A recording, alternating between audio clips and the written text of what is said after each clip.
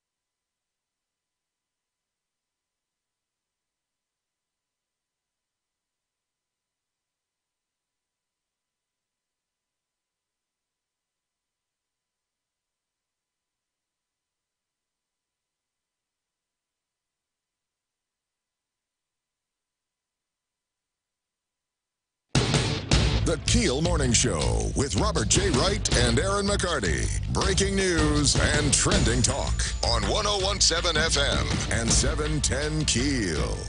Good morning. It's 3 past 6 o'clock. Robert and Erin, 101.7 FM, 710 KEEL. Don't forget about the KEEL app. Details on the way. In the meantime, Erin, Monday Morning News up next. 2 Boy Scouts are dead following a weekend boating accident. A third is clinging to life. A woman fighting for her life after being stabbed during a brawl in Natchitoches. And homeschooling is really popular in our state. A relatively non-self-destructive weekend, at least at this end of the gopher-shaped table. And somebody else is grimacing like she's about 5 Gs in an airplane going down. Sort of a metaphor there. Plus, Fletcher's back with sports, traffic, and weather, and it's all this hour right here on KEEL. You've made all the right choices in life, from marrying your best friend to paying in advance for your son's education. Now you can make the right choice to plan your final arrangements ahead of time. Take the burden off your family with Right Choice Cremation. With our low price guarantee, the price you pay now is locked in until you need it. Visit rightchoicecremation.com to find non-commissioned planning advisors that focus on what's best for you. rightchoicecremation.com. Town Square Media Shreveport is an equal employment opportunity employer. We are always seeking new and talented employees. If your business or organization would like to be notified of job openings at Town Square Media Shreveport, please send your request, including your contact information, address, telephone number, and email address to 6341 Westport Avenue, Shreveport, Louisiana, 71129. Attention job vacancies, or via email to shreveportjobs@townsquaremedia.com. This part of the show powered by Avalone Door and Ironworks, raising grind. The KEEL Morning Report, now on 101.7 FM and 710 KEEL.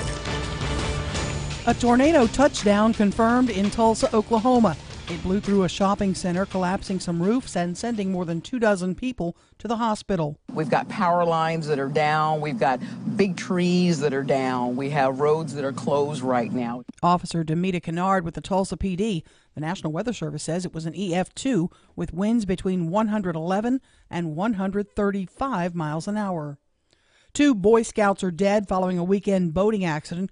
2 Hallsville Boy Scouts, ages 16 and 18, have died after their sailboat hit a power line. A third victim, age 11, was also hurt during the incident and remains in critical condition at University Health. The accident happened as the boys were sailing their boat on Alley Creek in Marion County, Texas. An investigation continues. A son allegedly kills his mother in Texas. Zachary McDaniel has been arrested. A missing persons report was filed for Tanya Kilgore after a family member was unable to get in contact with her. When police contacted the son, he said Kilgore was taken to the hospital for treatment of a medical condition. However, after a short investigation, the mother's body was found in an abandoned trailer in the woods. A woman fights for her life after being stabbed during a brawl in Natchitoches. Destiny Williams and the victim were apparently involved in a fight near Berry Avenue.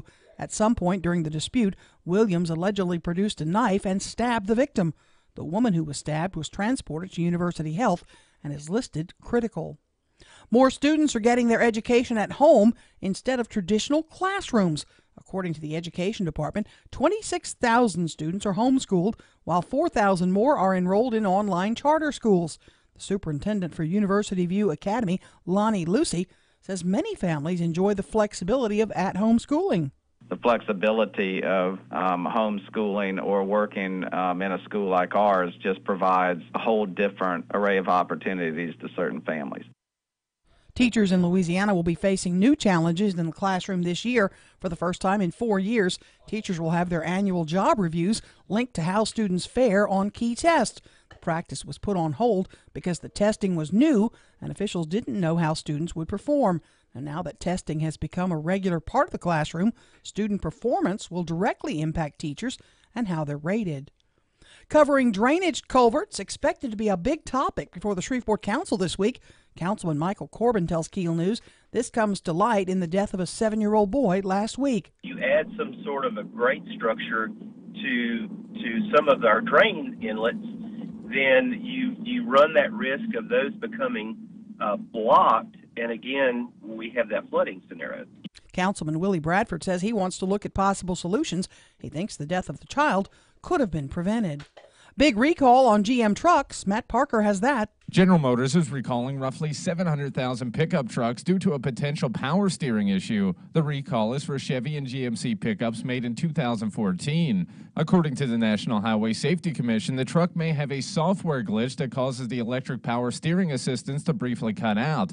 To see if your truck is affected, visit KEELnews.com. From 101.7 FM and 710 KEEL, I'm Matt Parker. Today is the 90th birthday of former Governor Edwin Edwards, and he's still going strong. I'm still very busy. I get up every morning before 7 o'clock, and I work all day long. Don't take a nap in the daytime. I sleep well at night. I eat well. I'm comfortable. I feel good. Life is very pleasant. The Cajun Prince has 5 children, one of them Eli, who's just 4 years old. Partly cloudy today. A shower is possible. High near 81. Right now, 77. I'm Erin McCarty on 101.7 FM and 710 KEEL.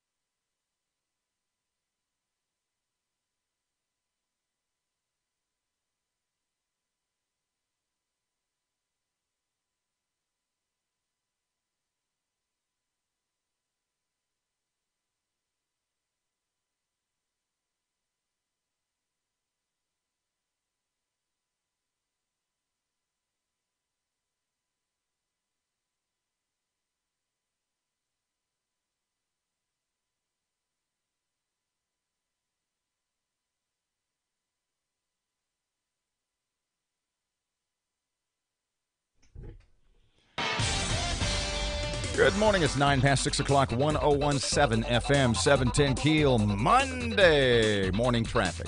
It is once again the best time of day to get from A to B because everything is all clear for your early morning drive to work. But look out later on this morning for some traffic delays on I-220 eastbound near Russell Road due to construction. If you have anything to report to us, please give us a call at our Planet Fitness traffic hotline, 687-ROAD. Your AccuWeather.com forecast today into tomorrow. Mainly cloudy and humid with a couple of showers and a thunderstorm. High today 81, low tonight 72, tomorrow's high 81. With your AccuWeather.com forecast, I'm Steve Travis.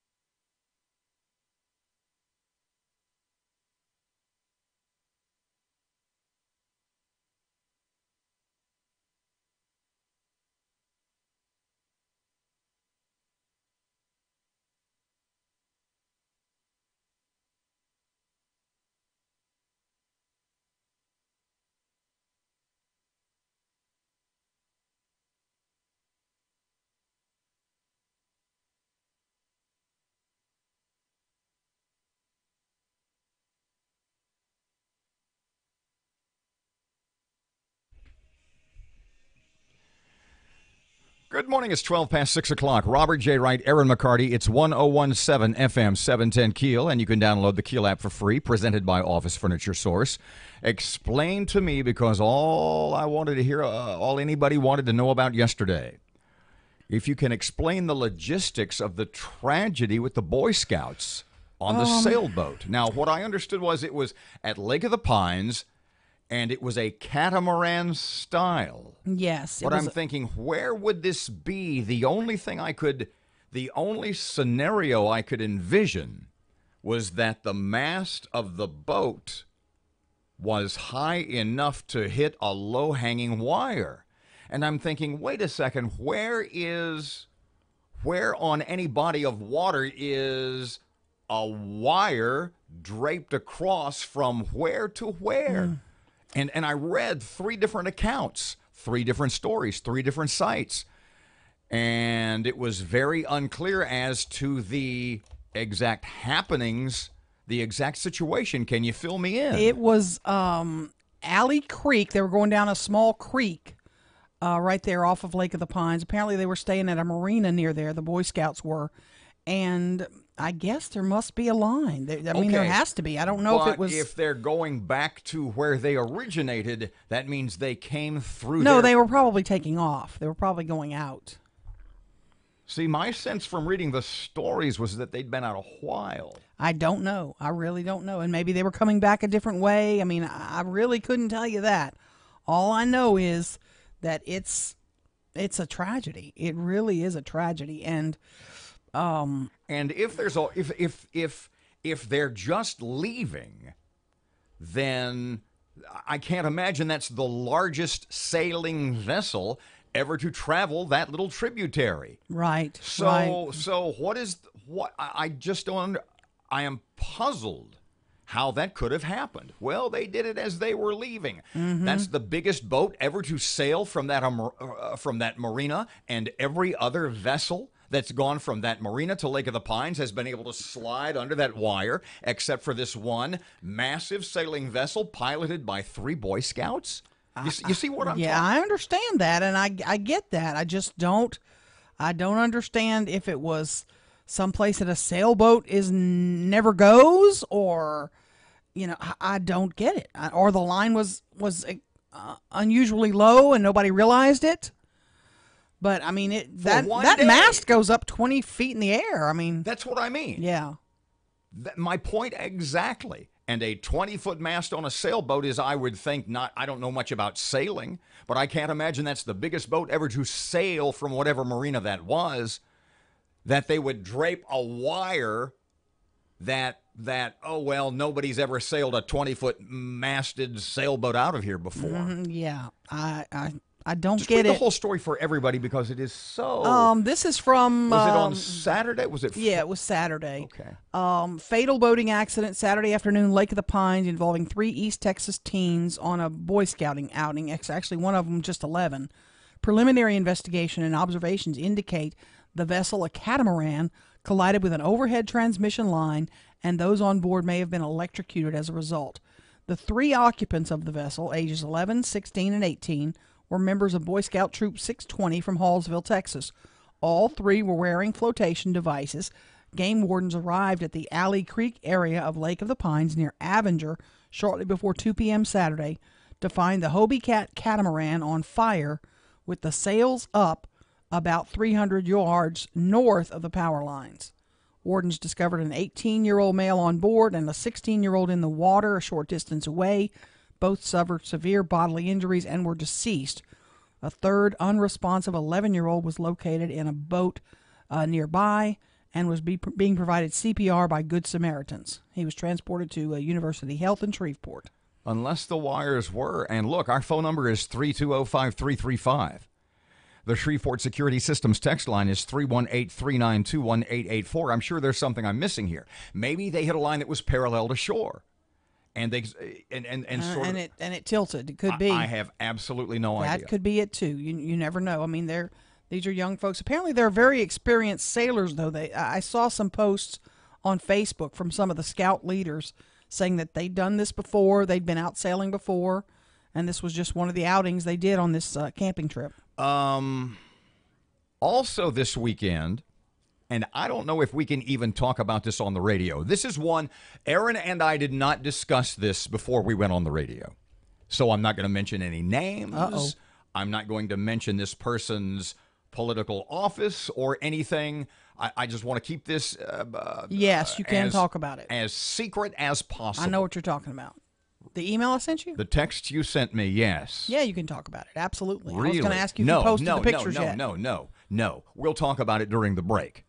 Okay. Because it was... Did you take that... Let me speak bluntly because I'm still speaking so vaguely. Were we being threatened? Oh, that other one. Oh, that other one I sent you. Yeah. No. Yes. We weren't being threatened. Well, then who was?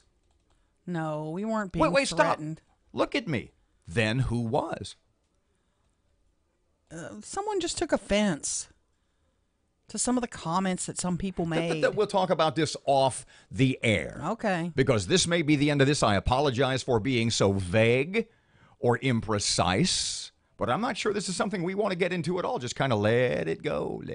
If it's worth whatever hassle there may be. Idina Menzelit. I beg your pardon? Idina Menzelit. Oh, let it go. I'm sorry. I'm saying, who's Menzelit? Oh, Menzel. Yeah. 19 past 6, 101.7 FM, 710 Keel traffic update. Here's Ruben. Looks like I-49's got it clear all the way to Alexandria right now, but look out later on this morning for some traffic delays on North Market near North Hearn Avenue. If you have any accidents, hazards, or closures to report to us, please give us a call at our Planet Fitness traffic hotline, 687-ROAD. Your AccuWeather.com forecast today into tomorrow. A couple of showers and a thunderstorm, mainly cloudy. High today 81, low tonight 72, high tomorrow 81. With your AccuWeather.com forecast, I'm meteorologist Steve Travis.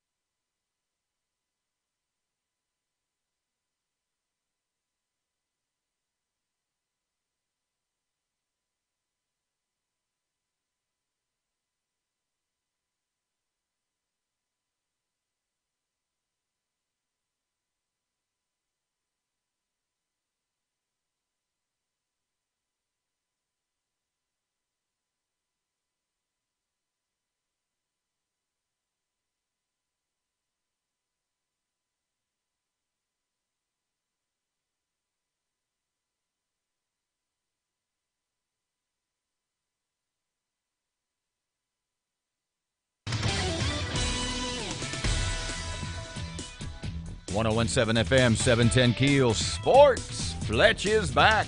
Good morning from the sports desk of 1130 The Tiger. This is Tim Fletcher. Alex Bregman ripped a 2-out, 2-run triple in the bottom of the ninth to tie the game, and the former LSU star scored the winning run on Juan Centeno's single in a thrilling 7-6 decision over Toronto.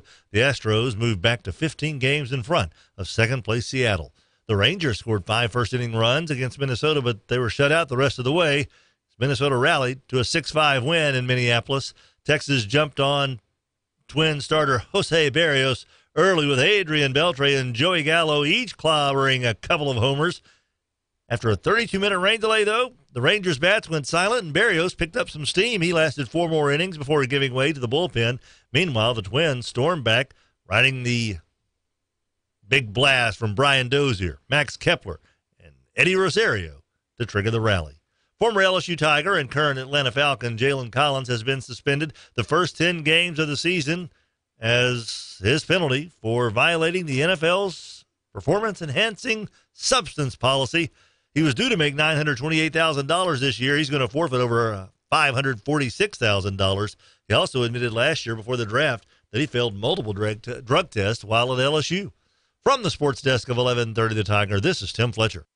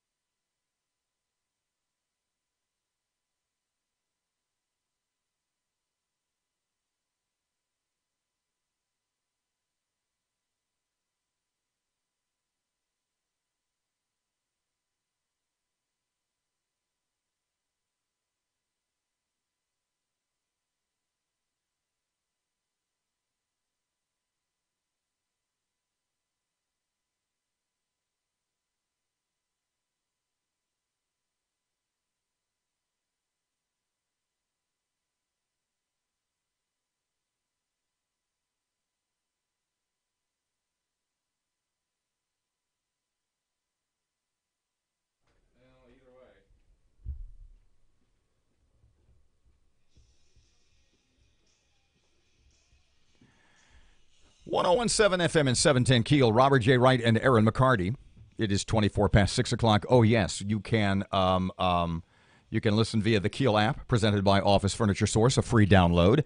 And you can watch us. We are on vid this morning with the Keel Facebook page. We are. And the all-new Parky Cam Hey, everybody. Say hi, Parky. Is up and running. We have a third camera now. Mm-hmm. Now, I wanted to put that camera, I wanted to get it behind you so they can see everything you do with all the equipment and the computers and well, they can still sort of see over the top of this computer here and see the board and everything I do. You're like juggling fish, kid. I don't know how you do it. It's pretty impressive. The hardest part's dealing with you two, but that's a different story. Oh, hush. And then during the commercial breaks, Matt said he said the good thing about this is I can put the camera on me because that way the cameras won't be on you and Erin to read your lips. Right, because this could get ugly, yeah. I don't believe for an instant that anybody is reading lips. Somebody might. And if they do, so what? It's not an FCC violation. No, it's not. But we might talk bad about someone. Well, so what? Well, I had a few messages come my way that was like, did Robert really say this about this person? So people are reading your lips to a certain degree. No, they're not. That's stupid. You sound like my dad. Okay, I'll explain that. My dad was of a mind. Okay, what were the things about my dad? Those things that he had in his head. Remember that the reason that at the hockey games the Zamboni uses hot water is because hot water freezes faster than cold water. Right. And I thought that was ludicrous. I'm 12 years old. You're fighting with him, I'm arguing with my dad. This is like 1965. I'm yelling at my dad. No, that can't happen. And then it turns out that hot water can happen, somehow freezes. Yeah, so he was right. I think that's the key here. Yeah, exactly. And then there was the one about the cow. And my father had it in his head that if you live on a farm, I'm not making this up. My dad was born in 1916. He passed away in 2010 at the age of 93. And one of the things, now don't get me wrong, this didn't pop into his head as ludicrous as it may seem. This did not pop into his head when he was 89 or 90 or 91. Right. He told us this when I was like 5 years old. I mean, so he had held strongly to this belief for about 75 or 80 years.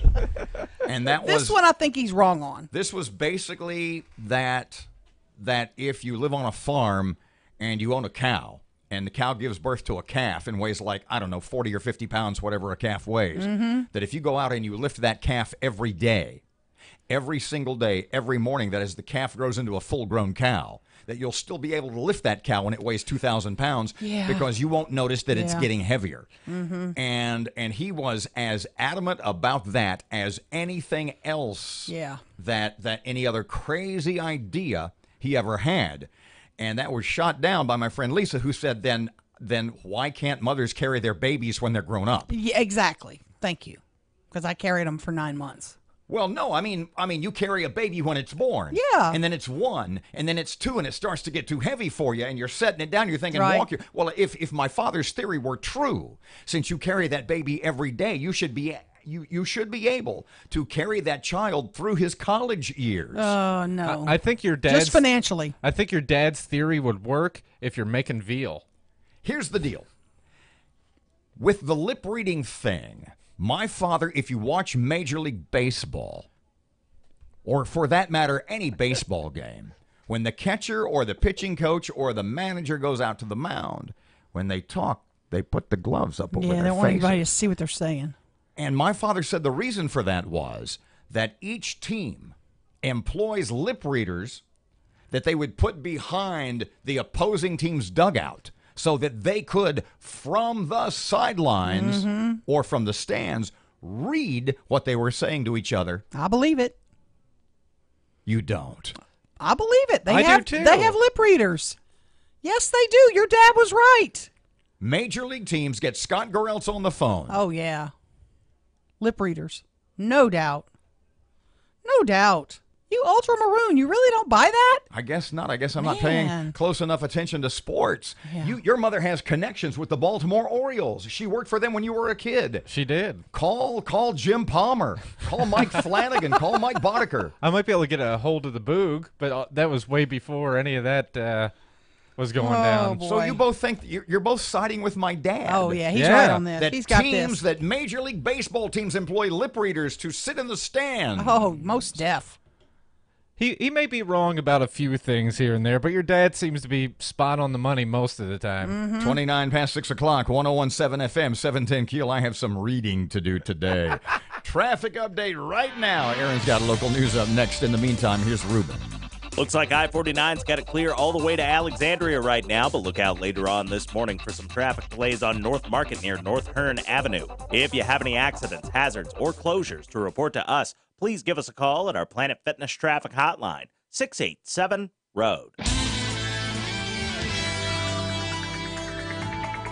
Your AccuWeather.com forecast today into tomorrow. Mainly cloudy and humid with a couple of showers and a thunderstorm. High today 81. Low tonight 72. Tomorrow's high 81. With your AccuWeather.com forecast, I'm Steve Travis.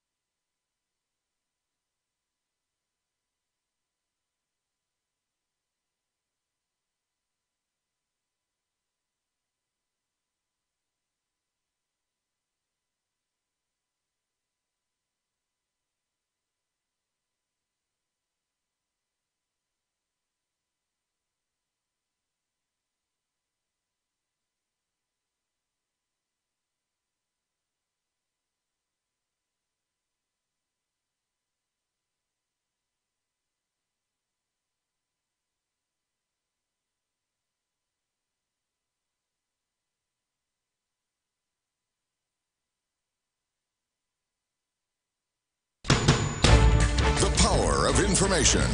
KEEL News now. The National Weather Service confirming an EF2 tornado touched down in Tulsa early Sunday. The tornado blew through a crowded shopping center, sending more than 24 people to the hospital. Right now, just looking at it from what we saw, we got really extensive damage. Officer Demita Kennard with Tulsa PD. The storm damaged buildings, trees, and power lines and knocked out power to thousands. 2 Boy Scouts are dead following a weekend boating accident. Matt Parker has that. 2 Hallsville Boy Scouts, ages 16 and 18, are dead after their sailboat hit a power line Saturday afternoon. A third victim, age 11, was also injured during the incident and remains in critical condition. The accident happened as the boys were sailing their boat on Alley Creek in Marion County, Texas. An investigation into the accident is ongoing. From 101.7 FM and 710 Keel, I'm Matt Parker. Councilman Willie Bradford thinks the death of a 7-year-old boy could have been avoided if the city installed grates on drainage ditches. Councilman Michael Corbin says we should look at it, but it would be a massive project. We have over 1,000 miles of underground drainage in the city, and many inlet points and a number of outlet points, and it would be a daunting task to cover every inlet point within that system. Bradford is expected to bring the issue up before the council this week. A woman fights for her life after being stabbed during a brawl in Natchitoches. Destiny Williams and the victim were apparently involved in a fight near Berry Avenue. At some point during the dispute, Williams allegedly pulled a knife and stabbed the victim. The woman who was stabbed was taken to University Health and is critical. Williams has been arrested, charged with aggravated second-degree battery. A son allegedly kills his mom in Texas. Zachary McDaniel arrested for allegedly killing his own mother. A missing persons report was filed for Tanya Kilgore after a family member was unable to contact her. When police contacted the son, he said Kilgore was taken to a hospital for treatment of a medical condition.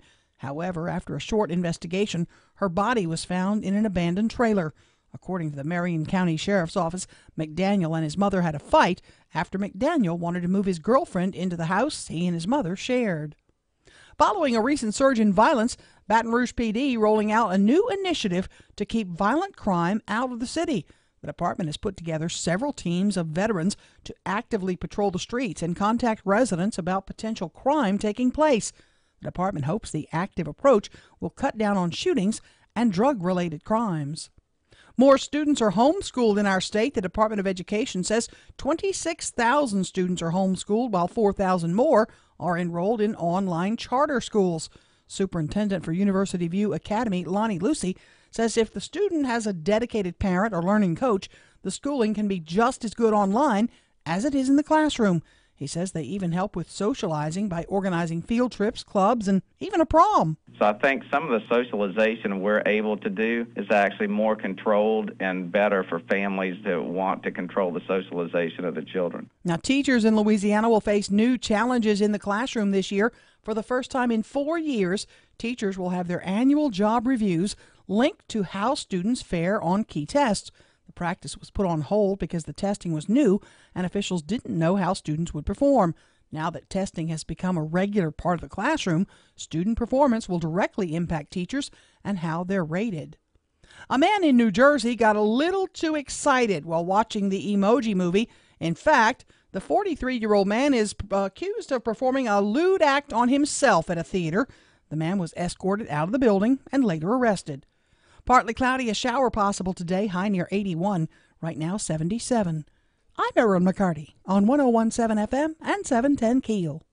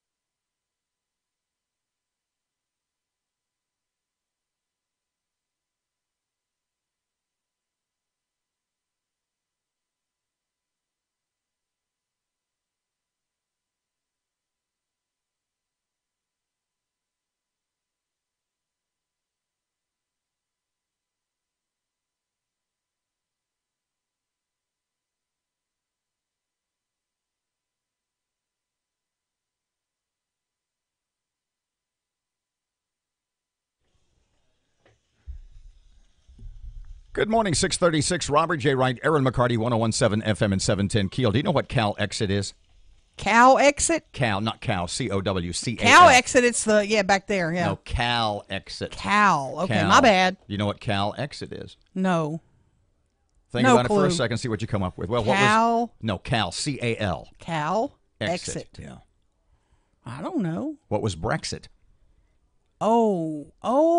Getting out of the European Union. Getting out of California? Well, not exactly. California getting out of the U.S.? Yes, Cal Exit. Bye-bye. Peace out. Is the movement in the in ya. California for California to secede from the Union. Bye, Felicia. So it would be okay with you if California... Absolutely. Abraham Lincoln fought a war to keep the Union together. Sorry. If California left, I'm good. Mexico North. Go for it, boys. Be Mexico North. You know, I got to tell you, I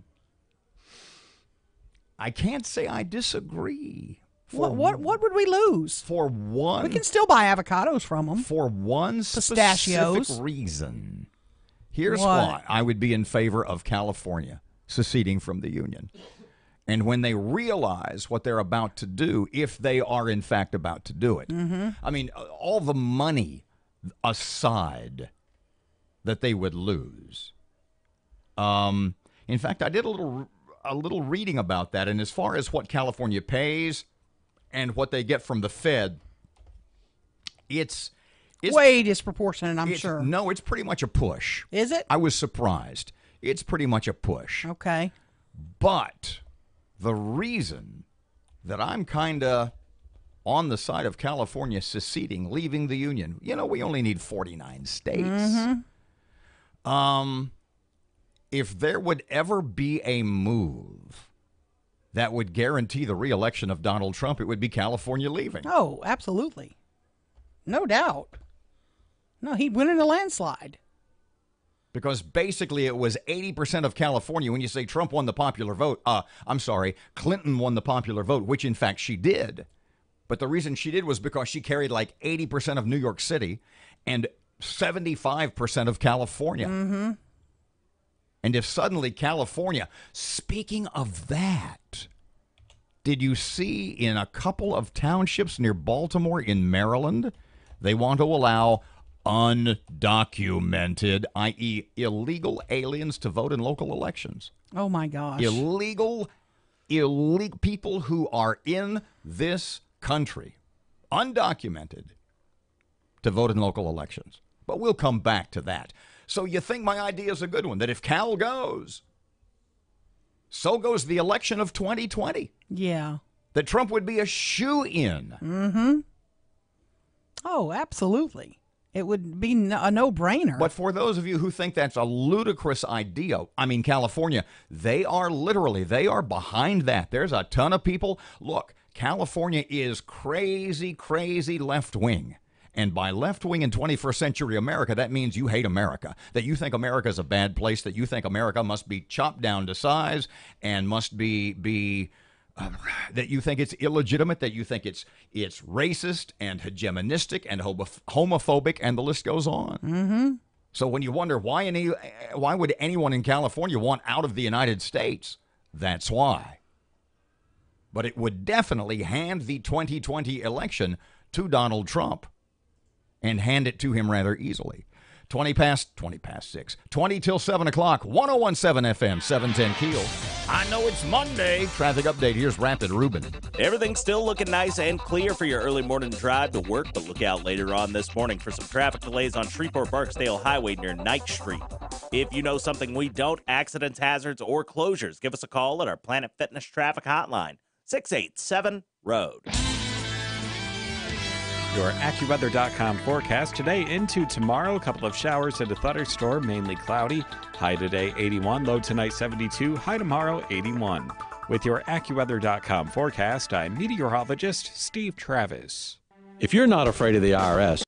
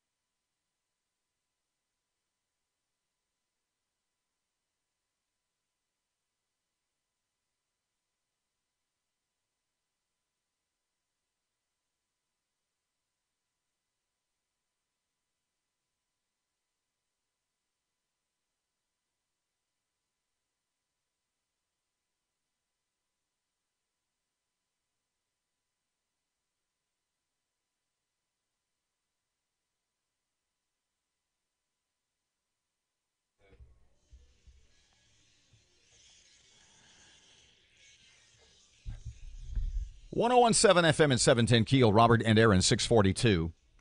Here, I don't know if you can see this headline from where you're sitting, but I want you to read it.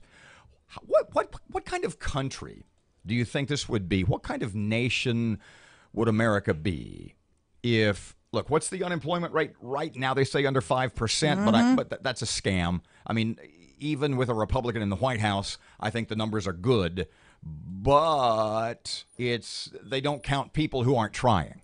Right. So it's not, when you see unemployment rate, that's not everybody between the ages of, say, 21 and 64 who's not working. Mm-hmm. It's between whatever age demographic it is and people who are actually trying. Once you give up trying, they don't count you as unemployed anymore. Right. Which is insane. And you just sit around. So there are those who will say that the actual unemployment rate in employable men and women in this country could be as high as 20%. That may be true. I tend to think that's a little closer, maybe 15 than the actual 4.5 or 5 that the Department of Labor says. But what kind of country do you think this would be if 50% of people were out of work? Woo-hoo. Wow. If half the people in America couldn't find jobs. Hold on a second. Golly. Read the headline. Can you see it from there? Yeah. Former Facebook executive says society will collapse in 30 years as robots put half of humans out of work. Whoa. Do you think that's insane? Do you think that's I mean, do you think that is a ludicrous statement for him to make? Not necessarily about, 50% you're kind of guessing. But with the rapid advancement of artificial intelligence, a.k.a. AI, what do you think about that? Yeah, society would collapse. What did we watch on TV just on Friday morning on CBS? There was McDonald's robots where you go order at the robot, and then your order comes through the tunnel or whatever. I'm telling you, it's coming. And if you don't think it's not... Well, wait, I want you to stop, and I want you to listen to what you are telling me. Yes, and the irony of that is that of all the leftist media that are proponents of a $15 an hour minimum wage, CBS is one of those. And it's that $15 an hour minimum wage that speeds the move to a robot-run fast food restaurant. So you go in, and you've seen like the super Coke machines that they have like at Five Guys, where you kind of punch your way around and you get 1,000 choices. You can mix them all up, do whatever you want. Exactly. So that's basically a robot is getting you your soft drink. Yep. So you go into the McDonald's and you punch your order on the robot machine. Yeah, and then your hamburger comes out. And your hamburger comes down the chute or whatever. And a robot makes your hamburger. I don't know about robots making them yet. No, they had it on there. And the guy from McDonald's is saying this is a leap further into the 21st century. Oh, boy. Oh, yeah.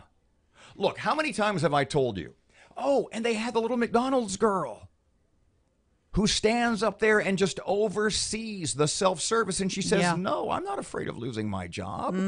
People are always going to need help with their orders. I'm thinking, hold on a second. How many people are punching their orders at the little robot machine?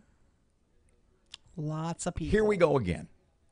When you go to Kroger, do you go to the checkout or do you go to self-service? It depends on what I've got and how much I've got. I'll say this again. If it's quick, I'm going to self-service. Every time you go to self-checkout, you are helping to cost someone their job.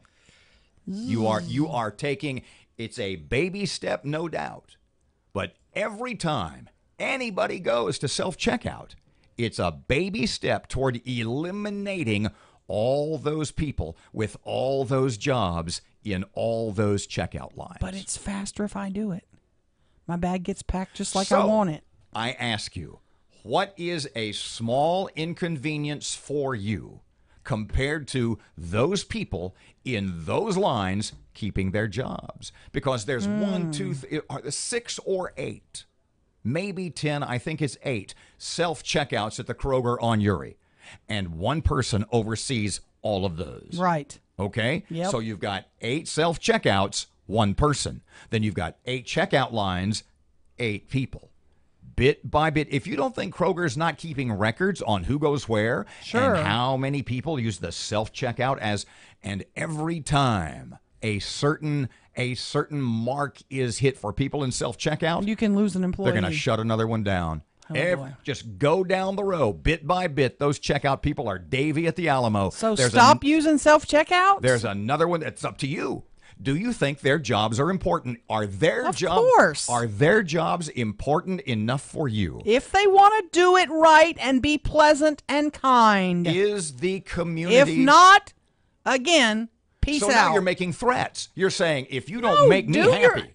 do your job right. Do your job to the best of your ability and be pleasant. How important? Don't be a B word. How important are the jobs at Kroger, and how much do they mean to the community? How much does it mean to the employee at Kroger to smile at me? The employee at Walmart to smile at me. How much is it worth to you to aid the community to wait in line for 5 or 10 minutes? Be pleasant. So that person can keep their job. If that person's miserable, bye. 649, 1017 FM, 710 KEEL traffic time. Here's Ruben.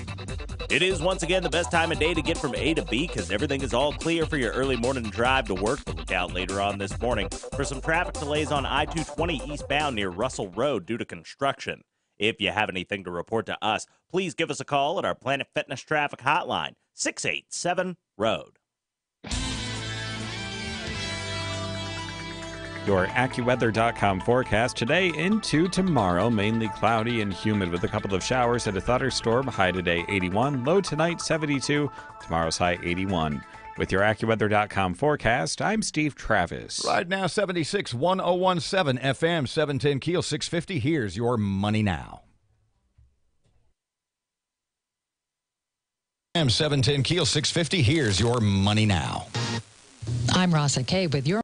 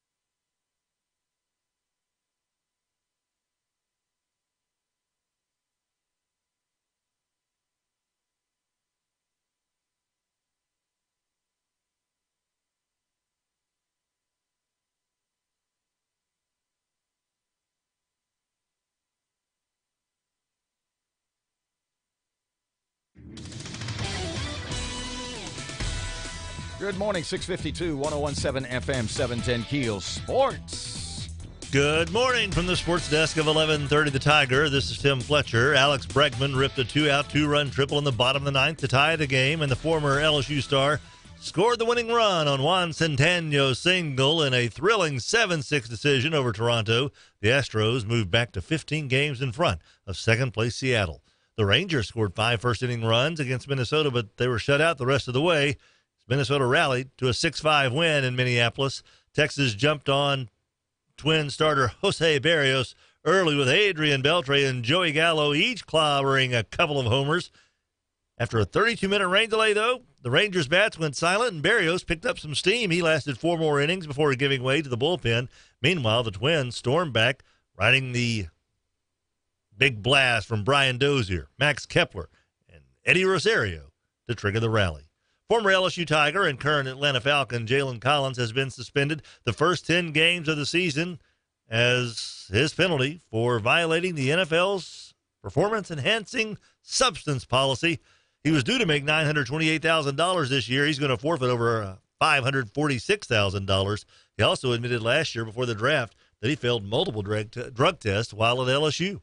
From the sports desk of 1130 The Tiger, this is Tim Fletcher.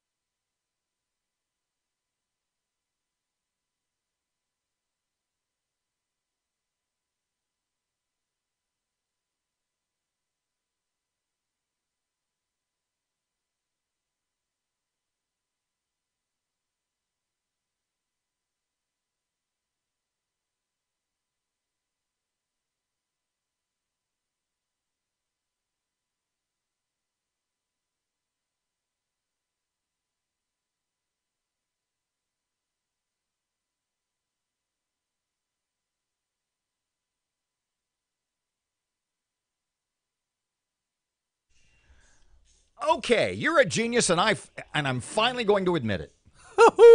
Yeah, remember this day. 21 August years, 7th. 21 years later. Yep. 6:55. It's 101.7 FM and 710 Keel. Are we about to hit 22? In August, on August 12th, it'll be 21 years. 21, okay. Yeah. Wow.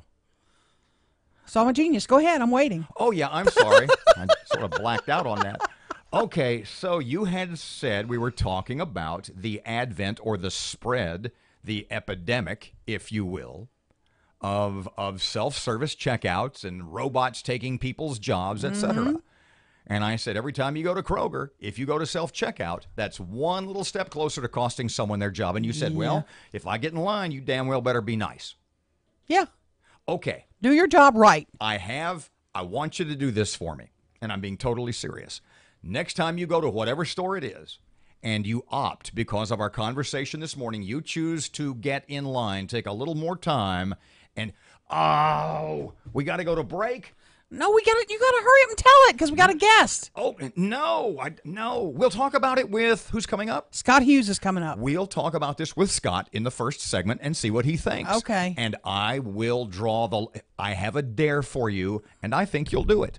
656, 101.7 FM, 710 Keel. Here's Rush. The Inspector General for Tax Administration recently audited the IRS. Sounds strange, but it actually happened. And you know what he found? Found out the IRS rehired 200 employees who never should have been rehired. Not a surprise, though, this rehiring spree took place under Barack Obama from January 2015 to March of 2016. Now, some of these people rehired had accessed sensitive taxpayer information, even though they were unauthorized to do so. Others were originally let go from the IRS for falsifying employment records or other documents. They were also cases where these bad apples were accused of disrupting the workplace or having excessive absences from work. Some even had violated IRS codes. But under the Obama regime, those misdeeds were resume enhancements, apparently. These schlubs were rehired by the IRS. And for some reason that nobody can figure out, Obama's guy is still running the IRS. This Koskinen guy, despite a record of open hostility to the Republicans during the hearings on IRS targeting of conservative political groups. The only surprise is that Obama and his minions didn't try to rehire Lois Lerner. Maybe they didn't have to. Who knows what these rehired malcontents have been doing since they came back to the swamp. But one thing is sure. This is a big red flag, folks. It would be wise if somebody in the Trump administration got a handle on it quick and moved them back out of there.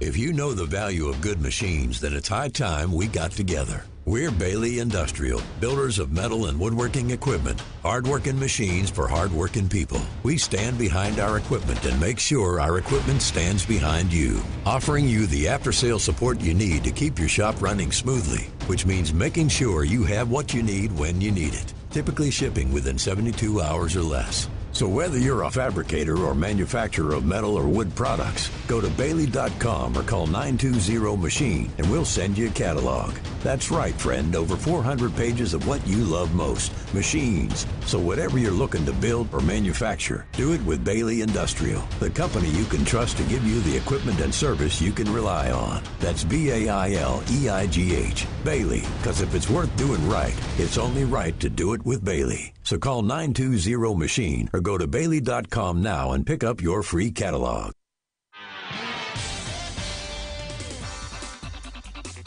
We've just received reports of a major accident on Mansfield Road near Kingston Road, and we're dealing with some traffic delays on Linwood Avenue near Hollywood Avenue.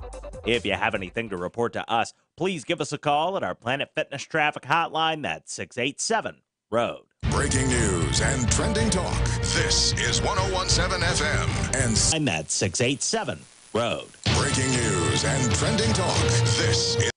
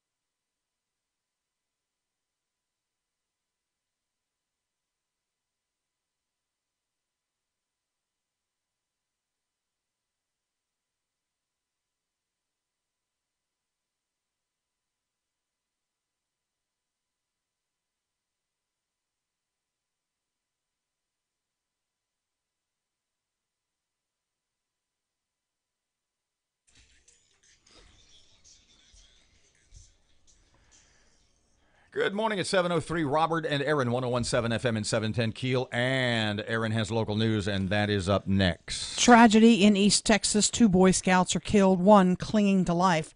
Can the city of Shreveport afford to cover all drainage culverts? We'll talk about that. And a tornado hits in Oklahoma. I promise we will get to what I was going to dare Erin to do at Kroger or wherever, and we'll do that first. I'm sorry I had to stop. We ran out of time. And political analyst Scott Hughes joins us in just a couple of moments. Plus, Fletcher in sports, traffic and weather, and it's all this hour right here on Keel.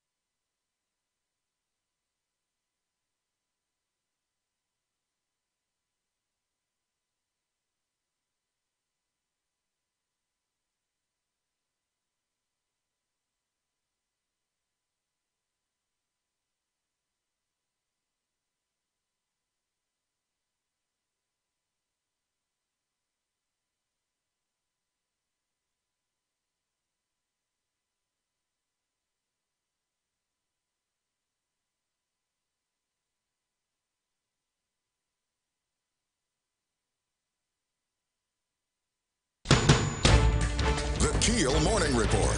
Now on 101.7 FM and 710 KEEL. 2 Texas Boy Scouts were killed, another critically hurt when their sailboat hit an overhead power line and apparently electrocuted the youths. The accident happened at Lake of the Pines. The Scouts, ages 18 and 16, died at the scene, while an 11-year-old was critically hurt and remains in the hospital at University Health. All were from Troop 620 in Hallsville and had on personal flotation devices. The catamaran was on fire with sails up when game wardens arrived. Covering drainage culverts expected to be a hot topic before the Shreveport Council this week. Councilman Michael Corbin telling KEEL News this comes to light in the death of a 7-year-old boy last week. He says this would be an expensive undertaking. We are squeaking by with the money that we have right now.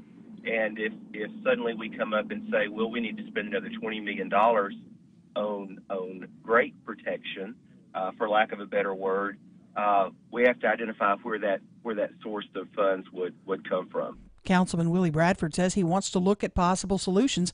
He thinks the death of the child could have been prevented. The National Weather Service confirms an EF2 tornado touched down in Tulsa.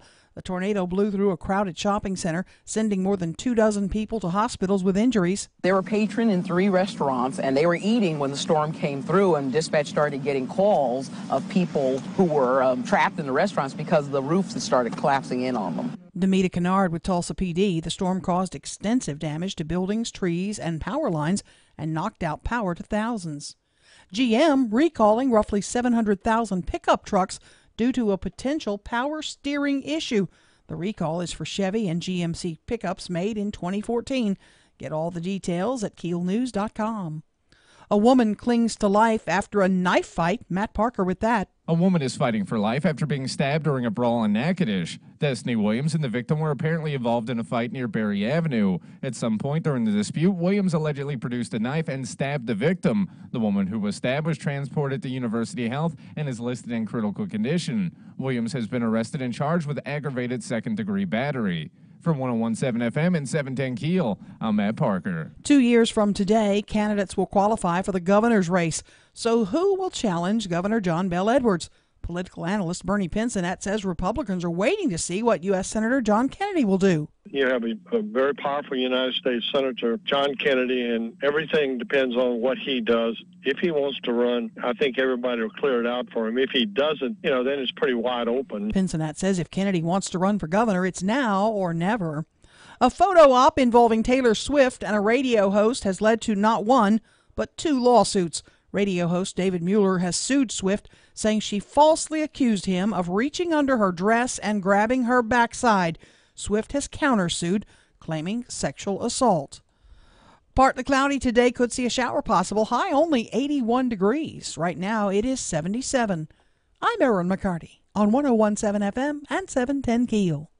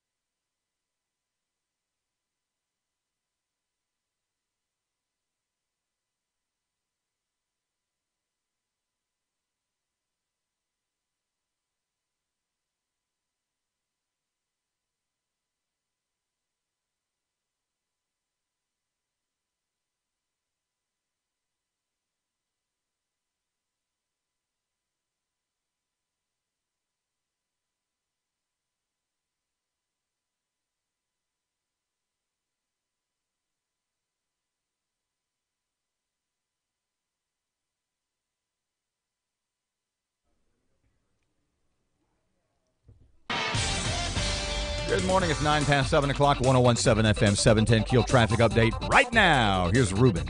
Still keeping an eye on that major accident on Mansfield Road near Kingston Road. And we're dealing with some traffic delays on East Kings Highway near Uri Drive due to construction. If you have any accidents, hazards, or closures to report to us, please give us a call at our Planet Fitness traffic hotline, 687-ROAD. Your AccuWeather.com forecast today into tomorrow. A couple of showers and a thunderstorm, mainly cloudy. High today 81, low tonight 72, high tomorrow 81. With your AccuWeather.com forecast, I'm meteorologist Steve Travis.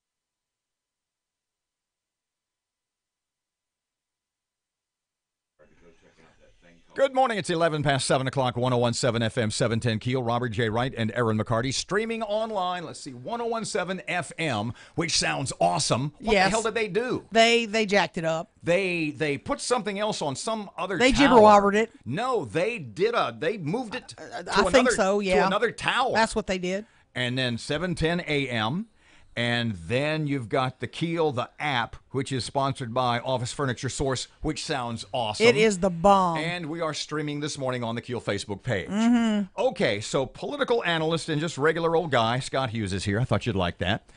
I'm thrilled he's here because he didn't get home from Mandeville, Louisiana, which is near New Orleans, until 2 in the morning. Without getting into details, you have a daughter that owes you forever. Yeah. You're that kind of dad. Don't we? We all do what we can for our kids. Yeah. Well, look down there. Is that the face of I'll do whatever I can for my kids?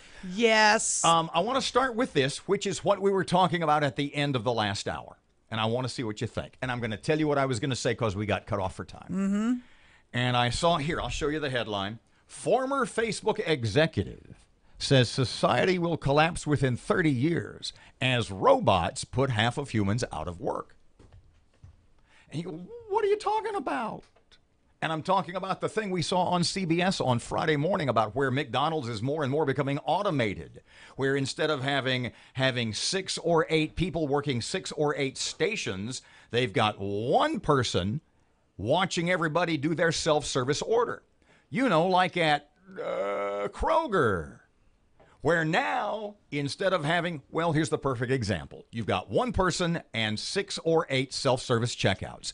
And one by one, those people are being put out of work, the checkout people. I said, it's like Davy at the Alamo. You can swing the butt of old Betsy all you want, but there's nothing you can do.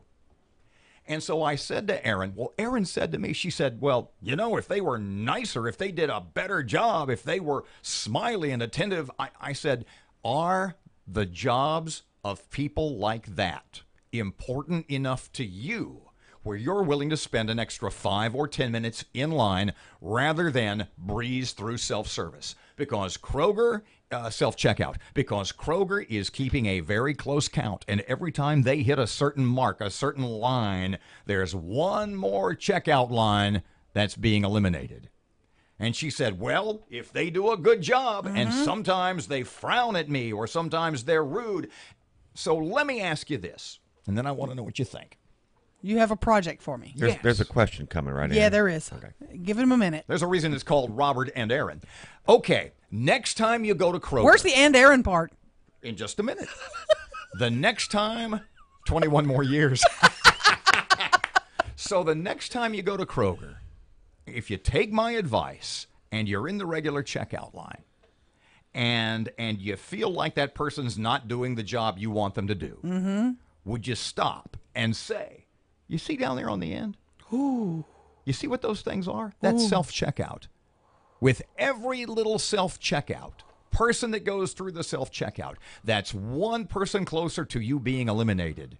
Ooh. And all you have to do for me to never go through self-checkout is be kind. I don't know. Friendly. You tell them. Will you do that for me? Yes, I will do that. I will. The next time I go through a line at Kroger, at Albertsons, at Wally World, wherever, I will say. And they are not treating you with. And they're being their rude selves. I don't know if your defense. Okay. I will say that to the clerk. See that down there? That's self-checkout. Every person that goes through there is one person closer to you losing your job. And all you have to do to not lose your job, and for me to never go down there again, is be pleasant. Are you going to do it? And see what they say. Ooh, that'd be dastardly. What do you think? I'm down with it. I mean, you see it coming, right? You see it in every industry. I think back of growing up in the late 60s, early 70s when I was a child, and you'd pull into a gas station, and guys would come out and fill your car. They'd clean the window. It was a full-service station. We did it to ourselves. We wanted lower gas prices. So today you pull in and you pump your own gas.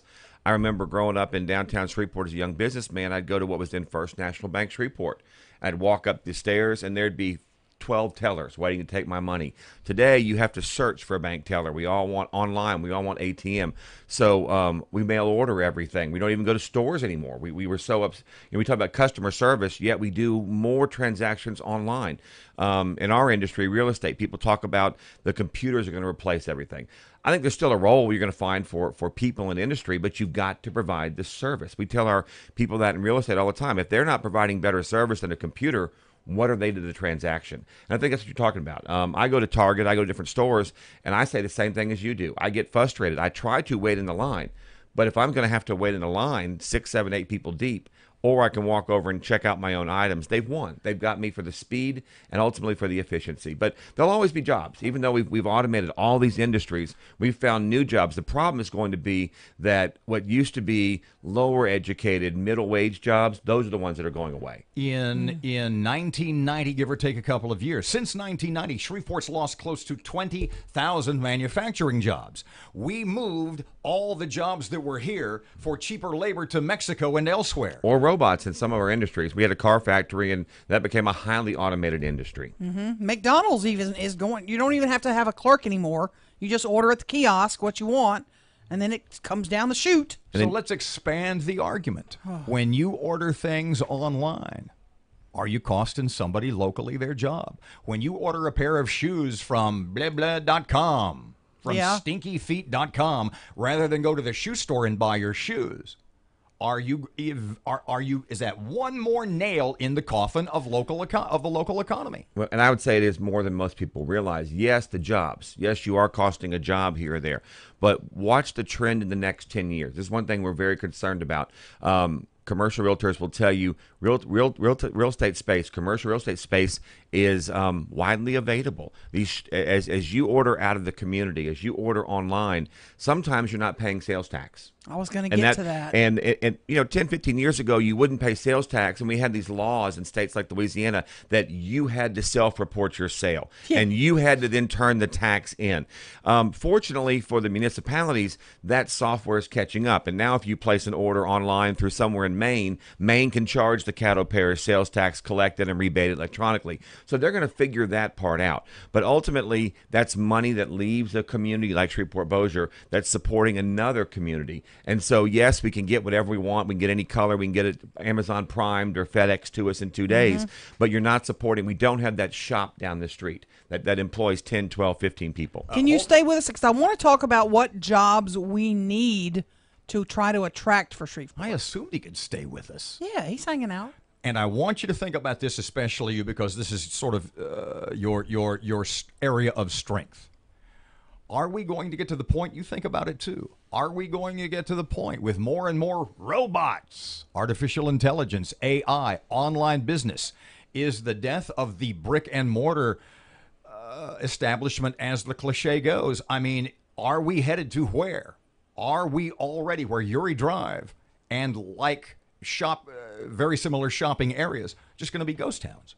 Just going to be ghost towns. Is it going to be nothing left? Is it going to look like where was the place in Russia that had the nuclear accident? I can't think of it now. Chernobyl. Is it going to look like Chernobyl in 5 or 10 years? Is that where we're headed? 101.7 FM, 710 Keel, 19 past 7 o'clock. Traffic update. Here's Ruben.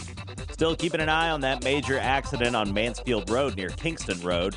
And we're dealing with some traffic delays on East Kings Highway near Uri Drive due to construction. If you have any accidents, hazards, or closures to report to us, please give us a call at our Planet Fitness Traffic Hotline, 687-ROAD. Your AccuWeather.com forecast today into tomorrow, mainly cloudy and humid with a couple of showers and a thunderstorm. High today 81, low tonight 72, tomorrow's high 81. With your AccuWeather.com forecast, I'm Steve Travis. Life.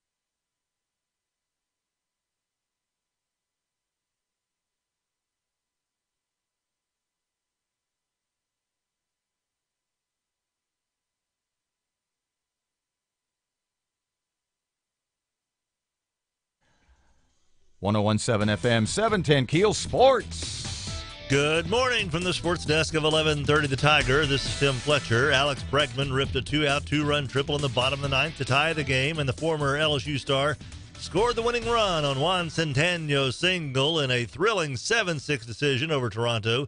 The Astros moved back to 15 games in front of second-place Seattle. The Rangers scored 5 first-inning runs against Minnesota, but they were shut out the rest of the way. Minnesota rallied to a 6-5 win in Minneapolis.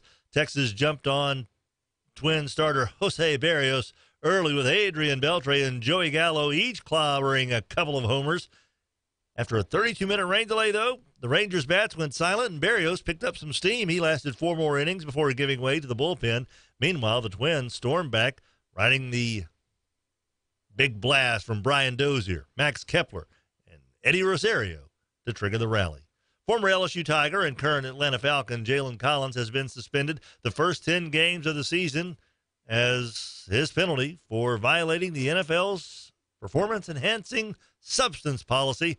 He was due to make $928,000 this year. He's going to forfeit over $546,000. He also admitted last year before the draft that he failed multiple drug tests while at LSU. From the sports desk of 1130 The Tiger, this is Tim Fletcher.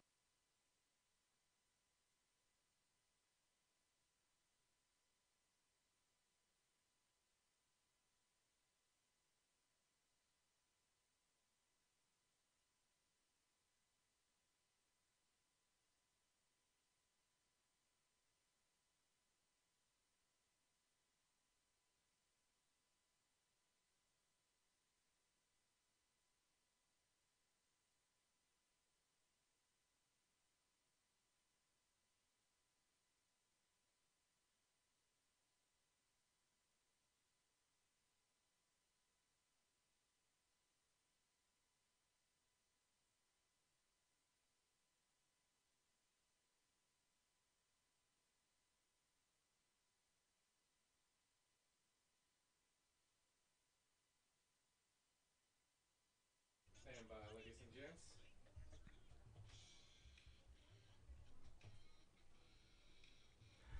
24 past 7 o'clock, 1017 FM, 710 Keel. Robert and Erin.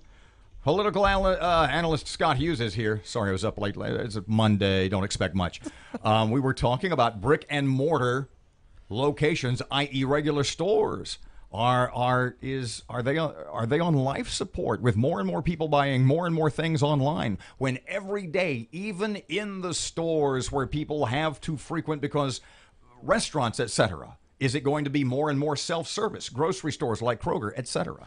Well, I think that it is. And even the new service you see places like Walmart where you can order ahead and you just pull up. And, yes, that provides some jobs for people to do your shopping, but ultimately they're just streamlining the transaction. And I was giving you my two examples of places that can overcome that. You look at a place like Best Buy. People will still go to a Best Buy because of the service they receive. Mm-hmm. And then I get to travel. We don't have one in this market, but a prime example of service people want, an Apple store. If you go into an Apple store, people will line up, make an appointment to go to an Apple store to still work with a human being. But you've got to provide that level of service. And I think customer service in any business is key. But for those businesses that want to keep their business, particularly retail, particularly storefronts, you're going to have to give the customer something for their money. The salvation is there, so to speak, but businesses need to figure out how they need to evolve to survive. Correct. And when I was in the ad business, I watched the banking industry go from a lot of banks down to 3 or 4. And there was a belief at one point we were on a trajectory in this country to only have 3 banks nationwide: a Wells Fargo, a Chase. We were headed to 3 banks. Then a funny thing happened along the way. People got tired of talking to machines. They got tired of having nobody they could find.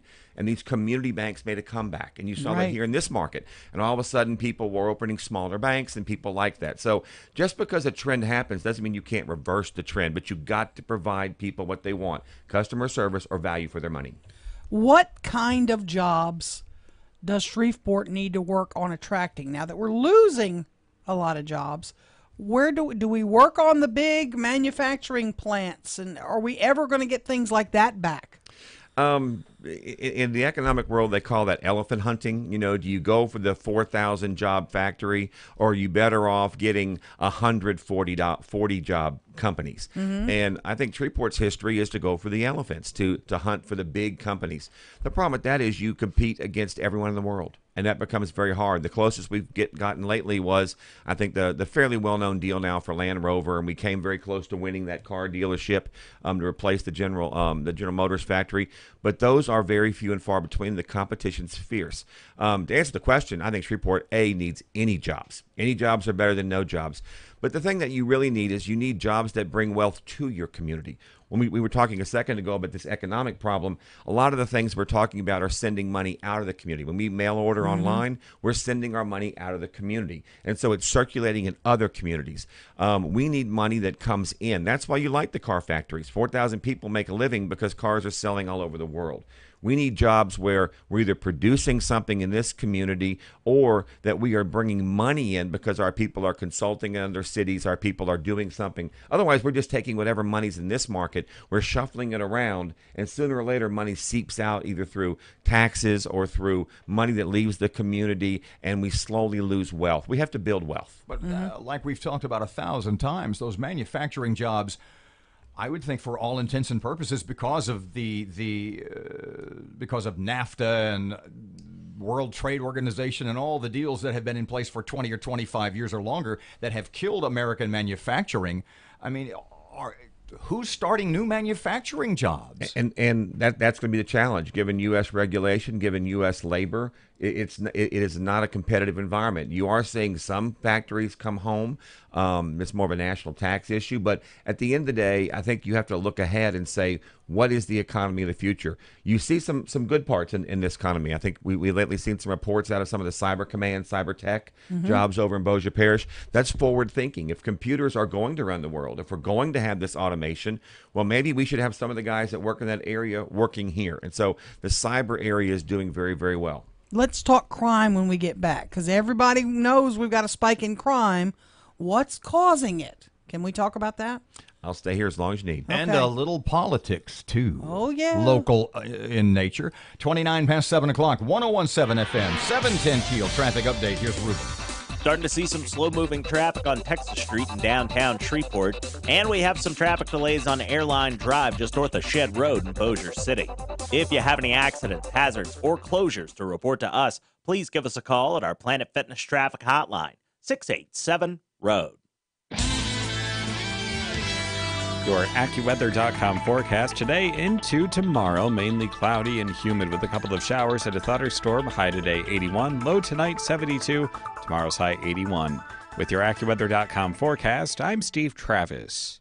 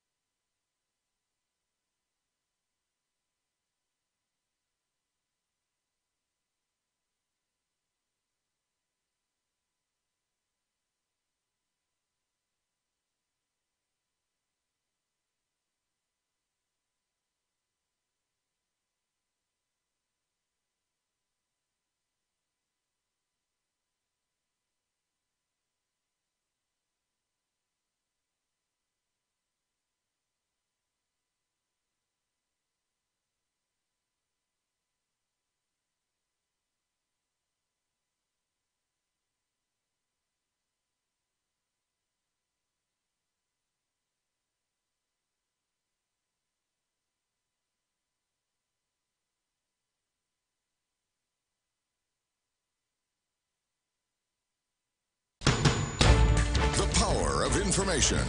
KEEL News now. Covering drainage culverts expected to be a big topic before the Shreveport Council this week. Councilman Michael Corbin telling KEEL News this comes to light in the death of a 7-year-old boy last week. He says we should look at all possible options. I think what we have to do is look and see, are there any places that we can make improvements that does not affect what the storm drain system is supposed to do. And part of that may be some fencing, part of that may be education. Councilman Willie Bradford says he wants to look at possible solutions. He thinks the death of the child could have been prevented. 2 Boy Scouts are dead following a weekend boating accident. 2 Hallsville Boy Scouts ages 16 and 18 have died after their sailboat hit a power line. A third victim, age 11, was also hurt during the incident and remains in critical condition at a Shreveport hospital.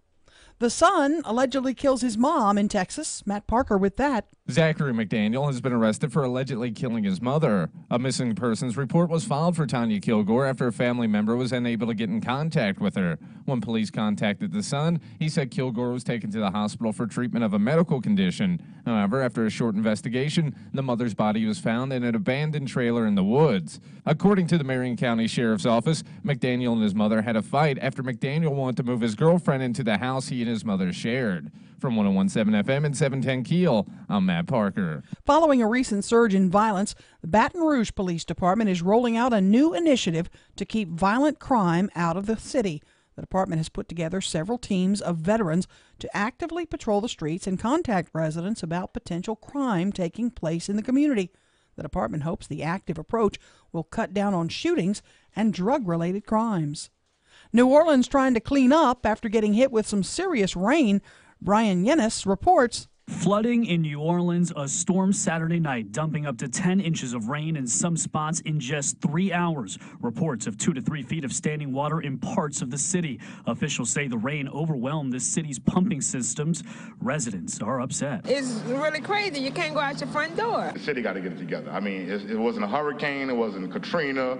It wasn't a major storm. It was 2 hours of rain. More rain is forecast Monday through Thursday in Louisiana. Brian Yennis, Fox News. Today is the 90th birthday of former Governor Edwin Edwards, and he's still going strong. He says growing up during the Depression, his family grew all of their own veggies and raised chickens and cattle, so he never ate foods with preservatives. I never used alcohol or tobacco or illegal drugs of any kind. I think that has something to do with the fact that my health has been so good, but I don't know.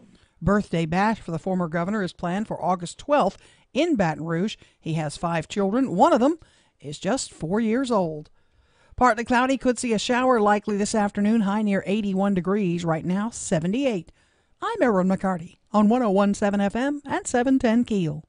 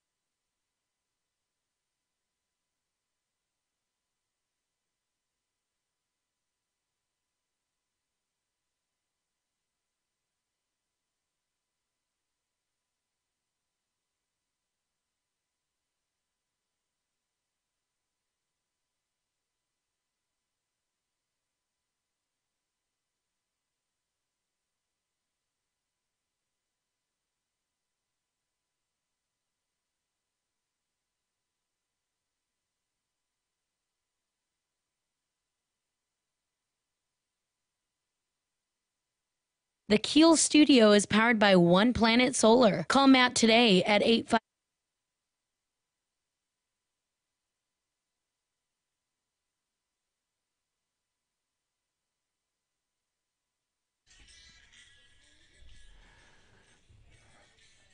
Good morning, 735. Robert J. Wright and Erin McCarty, 101.7 FM, 710 KEEL. We're joined by Scott Hughes, a local political analyst and just a great guy.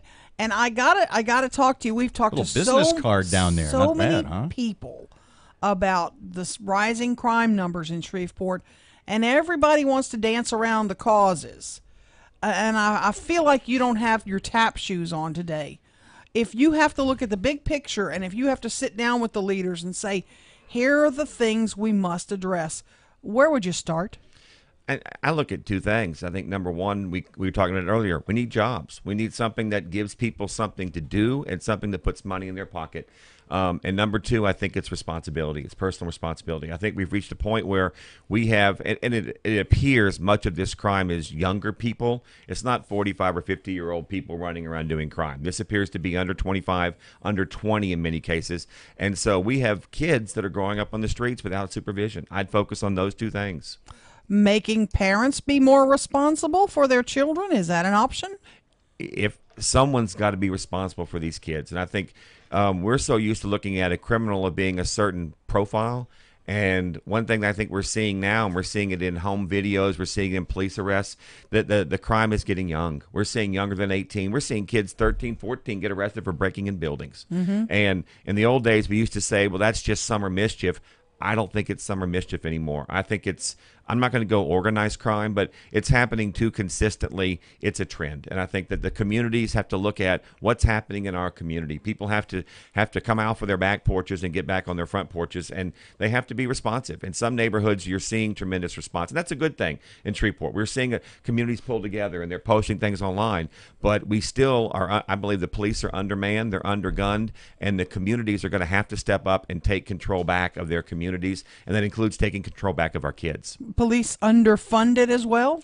I believe they're underfunded. One thing about Shreveport Police, and I don't have those numbers in front of me, most folks aren't aware the number of police officers is actually in the Shreveport Constitution and the Shreveport bylaws. We're capped. We have a cap of what they can have. My understanding is we're well below the cap right now. And even when you're at the cap, that counts the 911 officers, that counts the officers that are on leave, that are in court. And then police officers is not like hiring a new radio DJ. We just can't hire someone tomorrow to come sit down at the mic. You have to go through the academy. You have to go through the process. And the other thing I understand is really going on is I think they're underpaid. And when you underpay police officers at any level, at a certain point, they go to greener pastures. There are cities across the river. There are cities across the state line that pay them more and probably have better working conditions in terms of what the everyday officer does in the car, in the street. So Shreveport's got to step up and pay the officers more, put more in the streets. And I know we're probably not at record levels. We hear that. It's not as bad of I don't think it matters how bad it is. It matters it's bad, and it matters it's getting worse. And I think that perception is reality, and that's what's getting people scared. And at a time when Shreveport's not offering maybe a lot in jobs, maybe a lot in some areas, if the crime gets over a certain point, it's going to really hurt the city long term. More with Scott Hughes when we get back. 738, 1017 FM, 710 Keel traffic update right now. Here comes Ruben. The intersection of Centenary Boulevard and Olive Street's dealing with some slow-moving traffic right now. And we have some traffic delays on Benton Road just north of I-220 in Bossier City. If you have anything to report to us, please give us a call at our Planet Fitness traffic hotline. That's 687-ROAD. Your AccuWeather.com forecast today into tomorrow. Mainly cloudy and humid with a couple of showers and a thunderstorm. High today 81, low tonight 72. Tomorrow's high 81. With your AccuWeather.com forecast, I'm Steve Travis.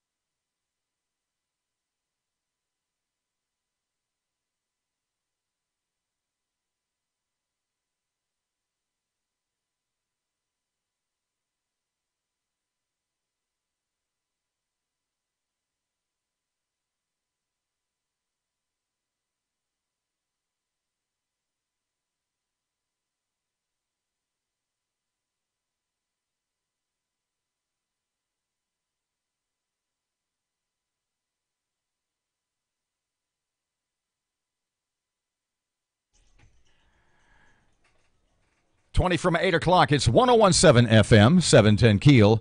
Robert J. Wright and Erin McCarty. You can listen online at, let me see. You can download the Keel app presented by Office Furniture Source. You can go to the Keel website and listen. And we are video streaming this morning on the Keel Facebook page. You bet. Joined by Scott Hughes. Scott, let's talk politics for just a minute. The mayor's race. We're all hearing the scuttlebutt that Cedric Glover's going to come back and make a run for his old job. What are you hearing? What do you know about that so far? If I were a gambling man, I'd bet Cedric Glover in. I think he's looking like a man that wants to run. I think he liked being mayor for 8 years. I don't think he's as comfortable in the Louisiana House of Representatives, where he's just one of 105. And I think Cedric comes back and runs again for mayor. Does he win? You never know. You obviously got Mayor Tyler, who's there, and I've known Ollie a long time. She tells people she's running. I will wait and see. I always wait to see who's going to run. Some believe Ollie may be fronting for, others. There's been talk of her CAO, Brian Crawford, the former fire chief, who's now the CAO running. Ollie and Brian both have some issues right now at City Hall. And so I think the viability of either of them as a candidate is going to play out in the next 18 months as we get to Election Day. Does it hurt her? Does it hurt her to hear a council member like Stephanie Lynch say, let's talk to the co-mayor, Brian Crawford? I think that's political in many ways. I think it's undermining Ollie, And I think it is kind of pointing out to some folks, particularly based on your politic, what's going on at City Hall. And I think that Ollie's under attack from her council, and you've got others. I mean, I'm hearing rumors that Mr. Bowman, may be a viable candidate. Some view him as viable. So you're going to have 3 or 4 viable candidates when the mayor's race comes around. Viable meaning that electable. They can raise money. They're going to be known by the community. You had said a second ago, Mayor Tyler has issues. What are those? Well, I think one of the issues she has is every CEO takes credit for the good and they get blamed for the bad. And so right now she's the CEO in charge of a city that has budget problems, that has police problems. You've had the water and sewer issue. Even though it wasn't her project, the dog park opening will just go to one of the list. It's funny how people look at things.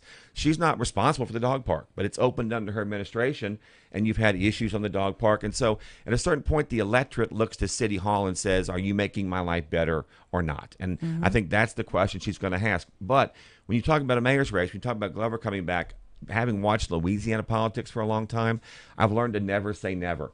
I remember the famous governor's race when people would tell me, you mentioned earlier, he's 90 today, Edwin Edwards. People said in the state, I will never vote for Edwin Edwards again. And then he ran against David Duke for governor. And everyone said, you have to vote for Edwin Edwards. Vote for the crook. It's important. Yeah. And so when you look at political races like this one, until you get to the race, you don't know which candidate is going to be the candidate you support. If you look at, you always see that red state, blue state map. And you look at Louisiana, it's like all this red. And then up in the northwest corner, there's this little blue dot called Caddo Parish, or more specifically, Shreveport. And John McGinnis, the political writer from Baton Rouge, had said it in so many words so many years ago when is there any possibility that Shreveport could ever have a Republican mayor again? There's a possibility. The issue with Shreveport is Shreveport, some folks say politically, is 20, 30 years behind the times. So if you look at other southern cities that have gone through transition, I often point to Atlanta. Atlanta was an early mover in political terms. Atlanta's come full cycle now. Atlanta's not considered necessarily this town or that town. Different things can happen in different election years. Shreveport's not there yet. Shreveport is still going through the first cycle of many things. We've had our first African-American mayor. We've had our first African-American fire chief. We're now on our second in some cases, but I think we have to go through that cycle and remember that it's 2 things, actually. It is, you're looking at politics and race, but you're still looking at party. Shreveport still has a lot of Democrats registered, and Republican registration is still very small in Caddo Parish. But what you just said, are we sort of, when you said Shreveport is evolving, are we traveling down that road, about to hit that fork in the road, and one side, to use your example, one way is Atlanta and one way is Detroit? Well, and I don't like the Detroit analogy. If you want me to give an analogy, I think we're more Thelma and Louise screaming toward the cliff right now. And so to me, the question is, are we going to go over the cliff, or are we going to hit the brakes before we get to the edge? Because I'm not really sure there's a path right now I see that's going to lead us to prosperity that I could say, if we do X, it's all going to work out. I think the first thing you learn in any kind of process is you have to evaluate who you are, where you are, and what you're doing wrong, and stop doing that. Stop digging the hole. And at this point, if you look at some of the out-migration, if you look at some of the crime problems, Shreveport's had some long-standing problems, and we've never really addressed those. We haven't significantly brought jobs to Shreveport. And now I want to differentiate that from Bossier and the community. Because when you look at larger numbers, we're still a fairly stagnant level overall. Population is holding in the larger community, but it's shifting away from Shreveport to outer cities. We've talked about job growth in Bossier in tech jobs and some different things. And well, that may be coming at the expense of some of the other communities. So I don't think the larger community is in as much trouble as perhaps the municipality of Shreveport is in at this time. So is Shreveport... Go ahead, I'm sorry. Let me ask you about other possible candidates for mayor. I'm hearing talk about maybe a Keith Hightower, Jeff Everson, Michael Corbin, Oliver Jenkins. Anything you're hearing about any of those guys or any others that you're hearing kind of on the periphery? Of the list you said, personally, I think the only one that has electability is Hightower. I think Hightower, as a white Democrat, Hightower harkens back to a time where I know many weren't necessarily fans of Keith, but many look at that compared to where we've been the last now 12 years, and they're going to see that as a better time. So Keith, I think, would still hold some electability. The others, I don't see electability. I don't think Jeff Everson, as a city councilman, would be electable on a citywide basis. And at this point, I really don't see any white Republican electable on a citywide basis. Two magic words then, black Republican. And when you look at the if party, you can find one, when you look at the party, you're Right. not going to find many. And historically, that's not been a very good move in politics for someone. The last person you could argue that tried that was Patrick Williams. In the last mayor cycle, he effectively ran as an African American Republican, Right. And it really didn't even get him in the runoff. And so the problem with running as an African American Republican or anything along that political line is all it takes is one white candidate to get in with an R next to their name, and you don't make the runoff. And last time it was Victoria Provenza. She had no chance to win, but the second she got in, she was almost assured of a runoff. It's the reverse of where we were 20 years ago, where an African-American candidate getting in would almost be assured of a runoff, but couldn't win against a white Democrat.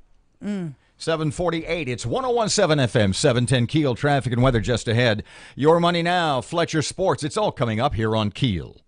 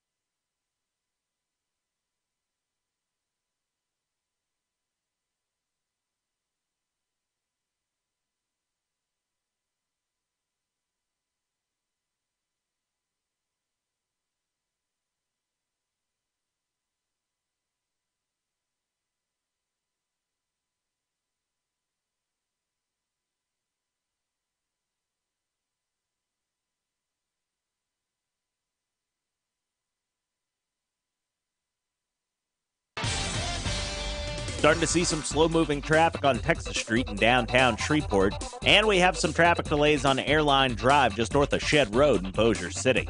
If you have any accidents, hazards, or closures to report to us, please give us a call at our Planet Fitness Traffic Hotline, 687-ROAD. Your AccuWeather.com forecast today into tomorrow. A couple of showers and a thunderstorm, mainly cloudy. High today 81, low tonight 72, high tomorrow 81. With your AccuWeather.com forecast, I'm meteorologist Steve Travis. High tomorrow 81. With your AccuWeather.com forecast, I'm meteorologist Steve Travis. I'm Rasa Kay with your money now.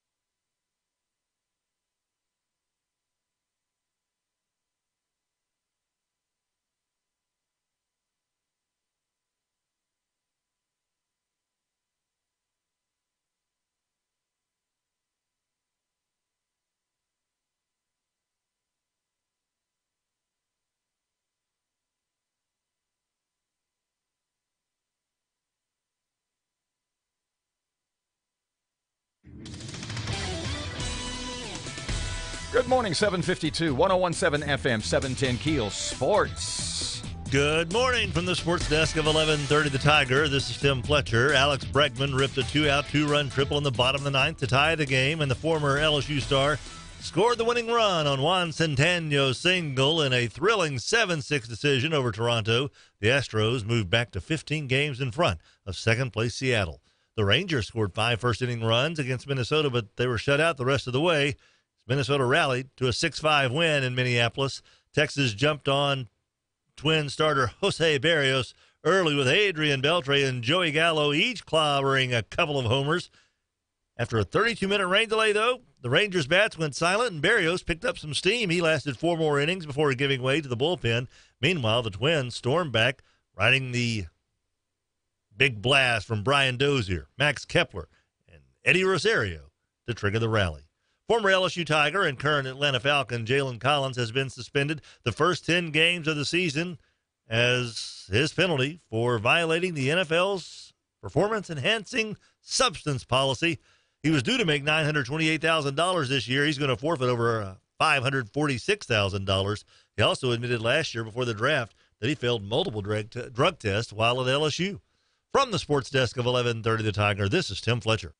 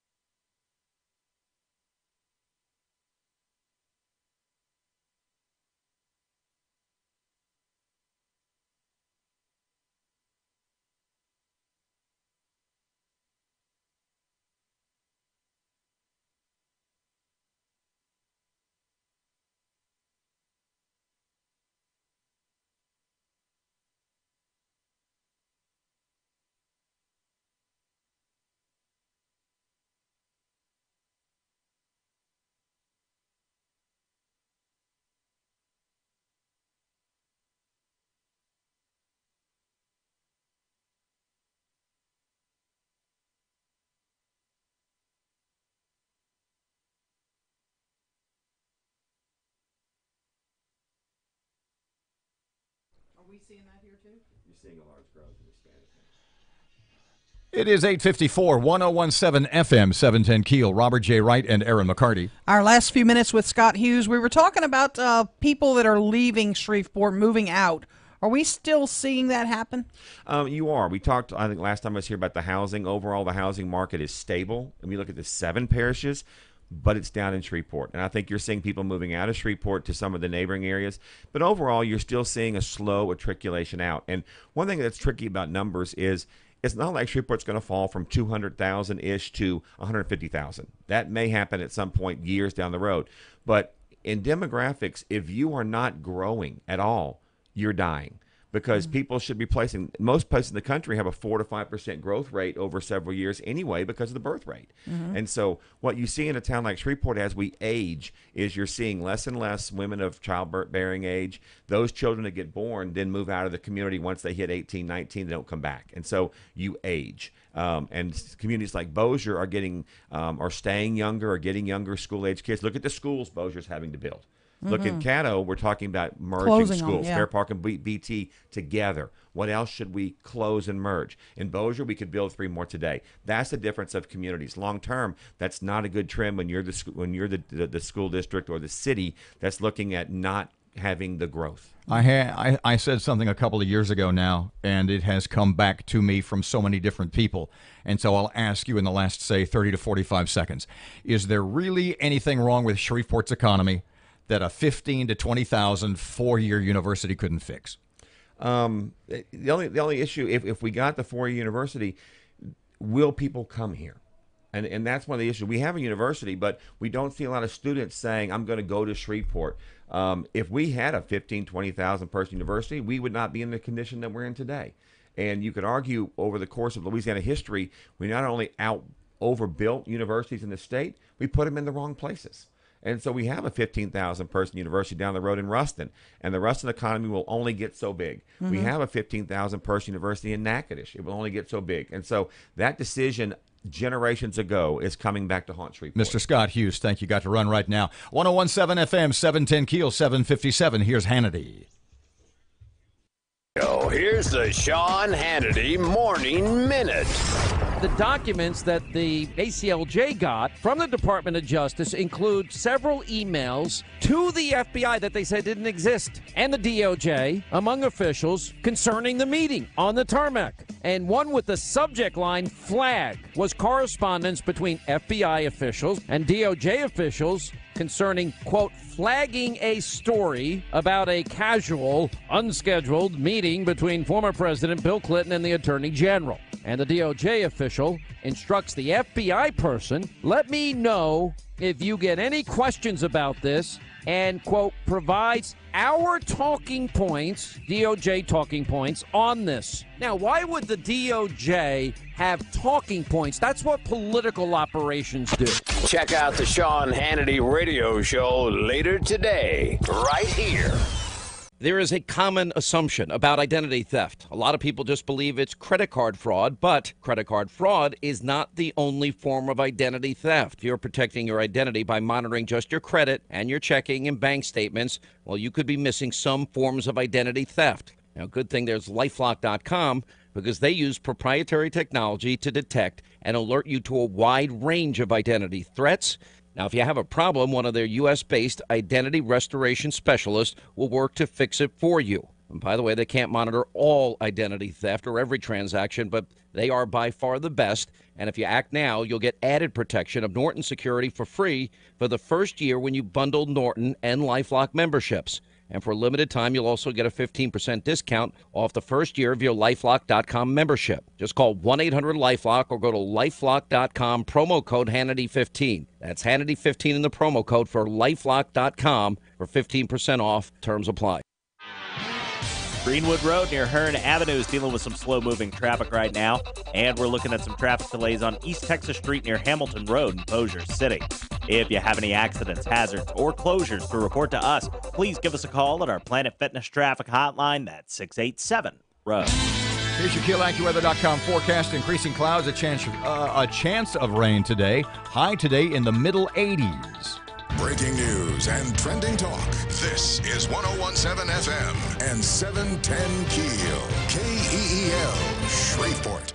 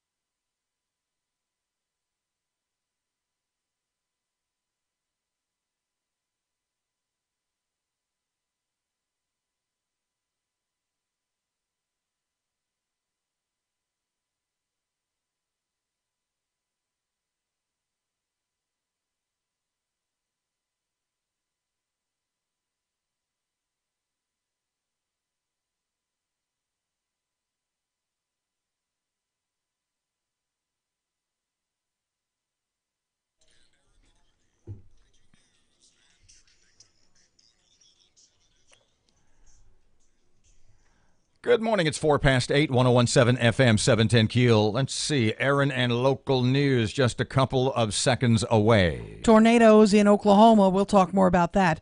Tragedy in East Texas. 2 Boy Scouts are dead. Another fighting for his life. And homeschooling. The numbers keep going up. So what did you learn? What is the number one thing as far as it comes to the Shreveport-Bossier economy? The Shreveport economy we learned from our chat with Scott Hughes. We need jobs. I got an idea. I want to tell you about that. And I'm not sure it's a good one, but when have I ever really had a good idea? Plus, Fletcher in sports. Yep, Timmy is back. Traffic and weather updates coming up this hour here on Keel.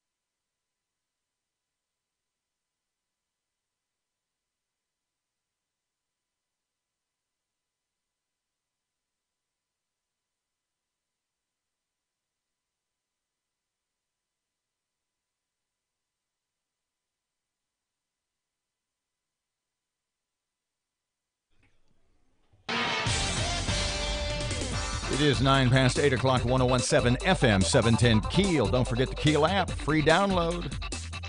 Traffic time? Great idea. Here's Ruben. Keeping an eye right now on a spot of slow-moving traffic on I-49 north near West 70th Street. And we're still looking at some heavy backed-up traffic on Benton Road southbound just north of I-220 due to a major accident. If you know something we don't, accidents, hazards, or closures, give us a call at our Planet Fitness Traffic Hotline, 687-ROAD. Your AccuWeather.com forecast today into tomorrow. A couple of showers and a thunderstorm, mainly cloudy. High today 81, low tonight 72, high tomorrow 81. With your AccuWeather.com forecast, I'm meteorologist Steve Travis.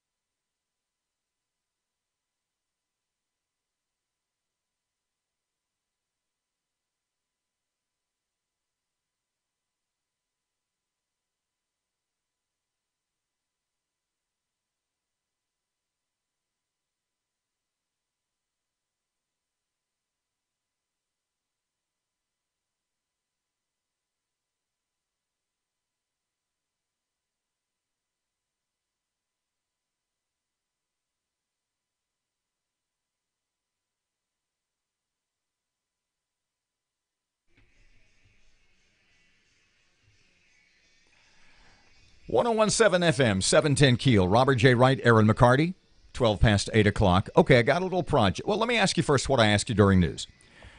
From our conversation with political analyst Scott Hughes. What did you learn? What was your number one takeaway from our hour with Mr. Scott when it comes to the Shreveport economy? Not the mayoral race and the other stuff. That's all sort of speculation. We really need jobs. We really need to go after jobs, and not necessarily the big elephant like 4,000 job manufacturing. We need to go after small companies that, bring 40, 50, 100 jobs and keep going after them and keep going after them. But if we as a nation are exporting, look, and we've talked about this when you were on vacation, when Jack Bailey was here, and we talked about the literally the exporting of jobs specifically from Shreveport to other countries more than anywhere else, Mexico. So if we, on one hand, have taken all the Shreveport jobs, the manufacturing, nearly 20,000 jobs we've lost since 1990, if we've taken those jobs and shipped them to Mexico, among others, but primarily Mexico because of cheaper labor, if that is step A in destroying your economy, step A, take all the jobs, move them to where there's cheap labor. Step B, and what the Democrats want to do, and even now it seems most of the Republicans, to take the people in Mexico who can't find jobs and bring them all here. Right. For more cheap labor. So we've taken all the jobs, moved them to Mexico for cheap labor. Now we're bringing cheap labor into the country. Yeah. I don't. So you tell me where the solution, where the solution to that is. I don't understand what we're going to do to solve it. I really don't. It's a struggle. And if that's the problem nationwide and everybody is competing for every little economic and or employment crumb, what are we doing as a community to stand out to get what literally, when you say we need companies that hire 30, 40, 50 people, we just need lots of those. What are you doing to get those little bitty companies to come here? And are they there really? We need more of them. And what can you do to keep the companies that are here, and the businesses that are here, and the jobs that people have in Shreveport? Now we're going back to getting in line as a self-service, aren't we? Yeah, you need to make it easy for them to do business. And that brings into play something that's been talked about. We talked with Mr. James Fleury about this a few weeks ago. His position is to get rid of the Metropolitan Planning Commission, because he says it's too cumbersome to deal with. It's causing business frustration. It's causing us to lose jobs. It should be easy to do business in Shreveport, and the MPC is a stumbling block. And now that's moving forward. There's some momentum on that train. And yet there are people who will say that removing the autonomy of the MPC will make it just one more, that it's a City Hall power grab. Mm-hmm. You're going to have that concern. You absolutely will. And you'll have the concern that, there won't be any checks and balances. That if I like you, you get your permits quicker. Do me a favor, because you've got internet in front of you, right? Yeah. Go to my Facebook page. Okay. My personal Facebook page, Robert J. Wright. Okay. You there? There. Okay. The cover photo. What do you see? I see an old-timey Shreveport. No. Old-timey Texas. I don't know what that is. That is downtown Palestine, Texas. Oh, okay, yeah. Where I grew up I was born and grew up in Palestine in the mid-1950s. Okay. So let me know what tell me what you see in this photo. I see a tot shop, Ophelia's Tot Shop, Coca-Cola cafeteria. I see Belk's. I see a drugstore. I see Perry's something I can't read. I see Sears. I see a furniture store. So what do you see? What do you see in that photo? Businesses with lots of cars parked in front of them. Old-timey, cool cars. Okay, if you go to downtown Palestine now. Well, is all this stuff still there? No. It's all gone. All gone. Why? Because we moved to the outskirts of towns. One word, Walmart. Palestine, like so many other small towns across America, we built a loop, we built a Walmart. And nobody goes downtown anymore. And they can go to Walmart and get more for less. Now, when we talked last hour, well, you and I talked in the 6 o'clock hour, then with Mr. Scott early in the 7 o'clock hour. When he was talking about, and you were talking about, going online, making these online purchases because you can get them for less and you can get a wider choice, a bigger selection. Digital purchases, online purchasing it's the Walmart of the early 21st century. Mm-hmm. That where Walmart, we built a loop, we built a Walmart.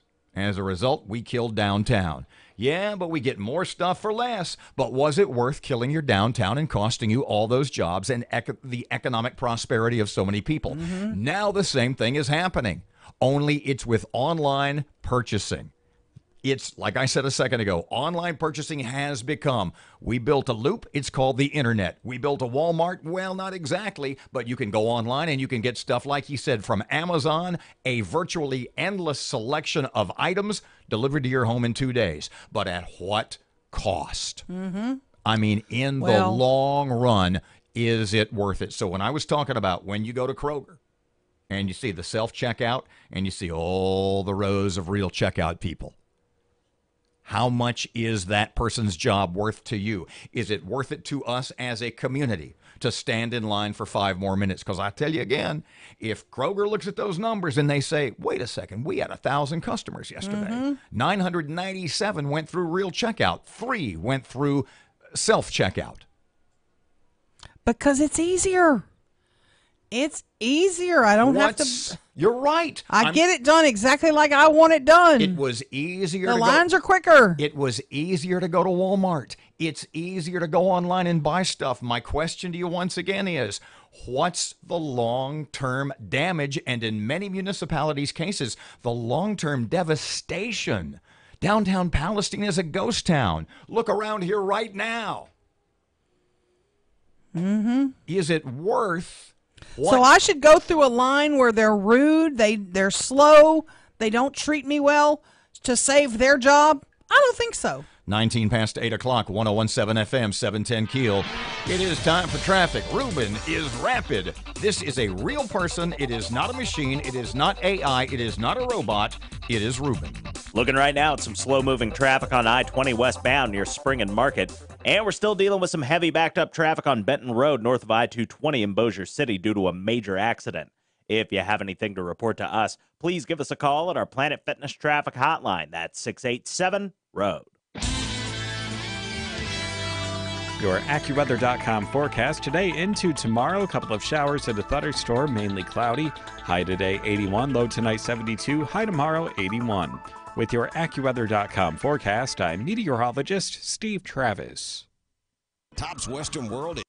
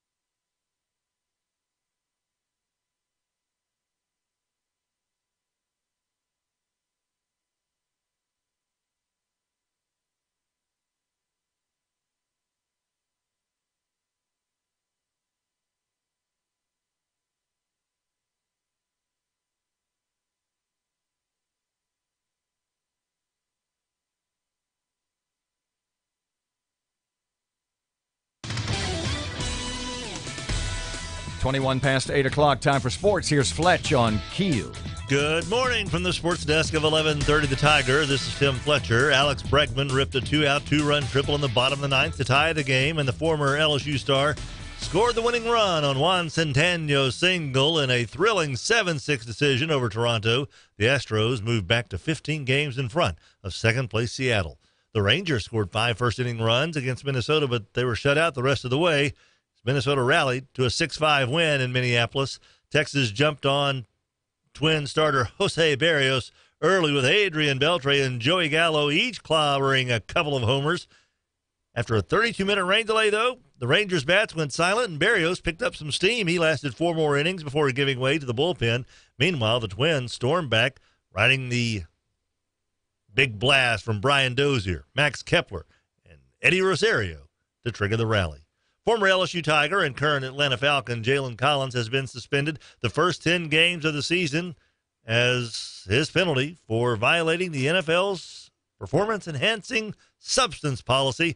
He was due to make $928,000 this year. He's going to forfeit over $546,000. He also admitted last year before the draft that he failed multiple drug tests while at LSU. From the sports desk of 11:30 The Tiger, this is Tim Fletcher.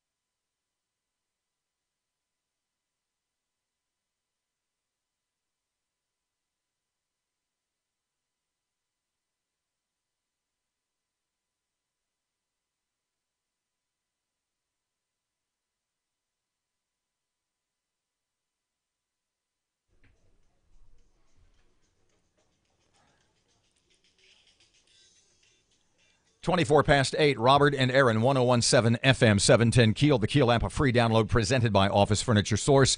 The Shreveport Security Systems text line is brighter than ever at 318-392-1884. I had mentioned in the last segment talking about being born and raised in Palestine, Texas. We moved all over the South when I was a kid. And we moved here in 1967, January of 67, when I started, actually midway through my freshman year of high school. And so I went to high school here, 2 years at LSU Shreveport, and then got into radio and moved away. I did not live here from 1973 until 1996. So like 23 years you were gone. I was gone a long time. So my question to you is, and I want sort of, there are things that went on here, both in Shreveport and the state of Louisiana, of which I am still somewhat unaware because I wasn't here then and wasn't really paying attention. Mm-hmm. And one of those is, believe it or not, Edwin Edwards, who is 90 years old today. Yes, he is. So for somebody who was not here for a long time, nigh on a quarter century, 73, 83, 93, 94, so more than 20 years. Mm-hmm. Tell me about Edwin Edwards, who turns 90 today. Yep. Tell me about there are people who think he's the best governor the state ever had, who think he's crooked and shady. There are people who think he's crooked and shady and the best governor we ever had. There are, I don't know, you know what I don't know much about? The David Duke Edwin Edwards election. Mm-hmm. I don't know much about that at all. Fill me in. Tell me what you know. That was in 91, I believe, when he was, it was like a lot, like Scott said last hour, everybody said, I'll never vote for Edwards again. I'll never, until David Duke got the runoff. David Duke got the Republican nomination? Yes. How on earth did that happen? I don't even know. I really don't even know. Because everything you hope wouldn't be true about your state was true? Yes. Exactly. And it was like, do you vote for the crook or do you vote for the Klan member? It wasn't it wasn't a choice. Did there David was Duke no choice. Did he run on, I'm not that guy. I'm not that guy anymore? Yeah, he tried. Did he sort of he tried. Did he put a veil on over his veil? No, he didn't. No. He and he's don't get me wrong, he's a blech. There's not even a word for him, but he's a very good public speaker. He has that going for him, but every other part of him is bleh. I can't even.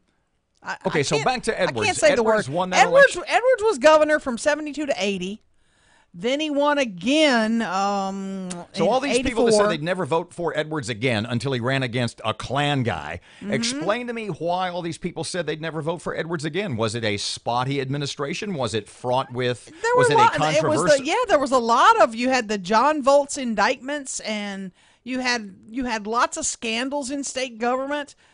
There were a lot of things that happened. You had big investigations going on with gambling, and all the riverboats were coming to town to the state, and he was behind a lot of that.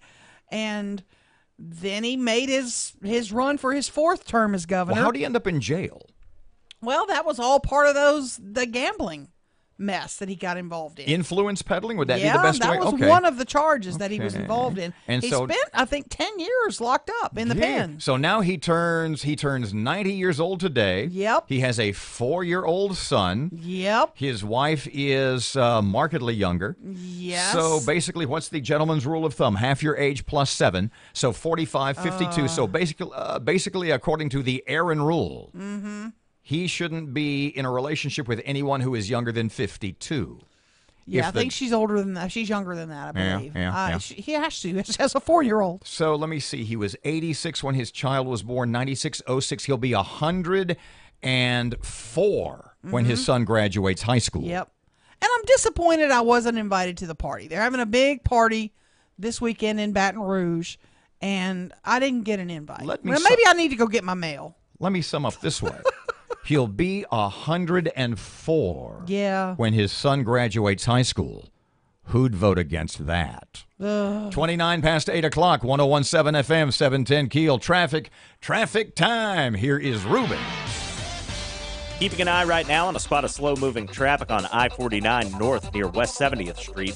And we're still looking at some heavy backed-up traffic on Benton Road southbound just north of I-220 due to a major accident. If you know something we don't, accidents, hazards, or closures, give us a call at our Planet Fitness Traffic Hotline, 687-ROAD. Your AccuWeather.com forecast today into tomorrow. A couple of showers at a thunderstorm, mainly cloudy. High today 81, low tonight 72, high tomorrow 81. With your AccuWeather.com forecast, I'm meteorologist Steve Travis.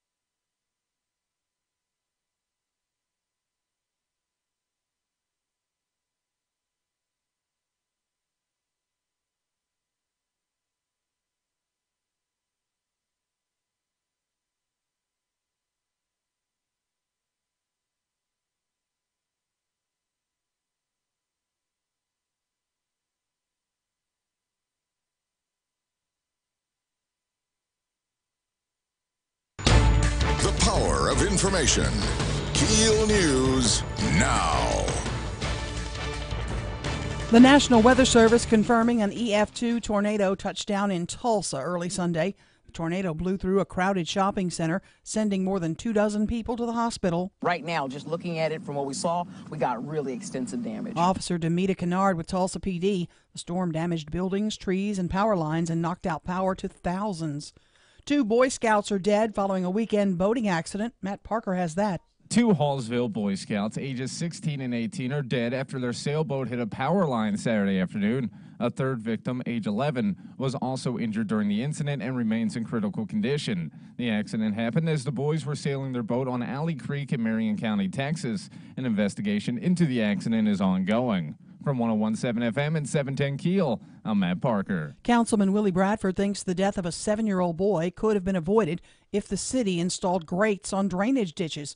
Councilman Michael Corbin says we should look at it, but it would be a massive project. We have over 1,000 miles of underground drainage in the city, and many inlet points and a number of outlet points, and it would be a daunting task to cover every inlet point within that system. Bradford is expected to bring the issue up before the council this week. A woman fights for her life after being stabbed during a brawl in Natchitoches. Destiny Williams and the victim were apparently involved in a fight near Berry Avenue. At some point during the dispute, Williams allegedly pulled a knife and stabbed the victim. The woman who was stabbed was taken to University Health and is critical. Williams has been arrested, charged with aggravated second-degree battery. A son allegedly kills his mom in Texas. Zachary McDaniel arrested for allegedly killing his own mother. A missing persons report was filed for Tanya Kilgore after a family member was unable to contact her. When police contacted the son, he said Kilgore was taken to a hospital for treatment of a medical condition.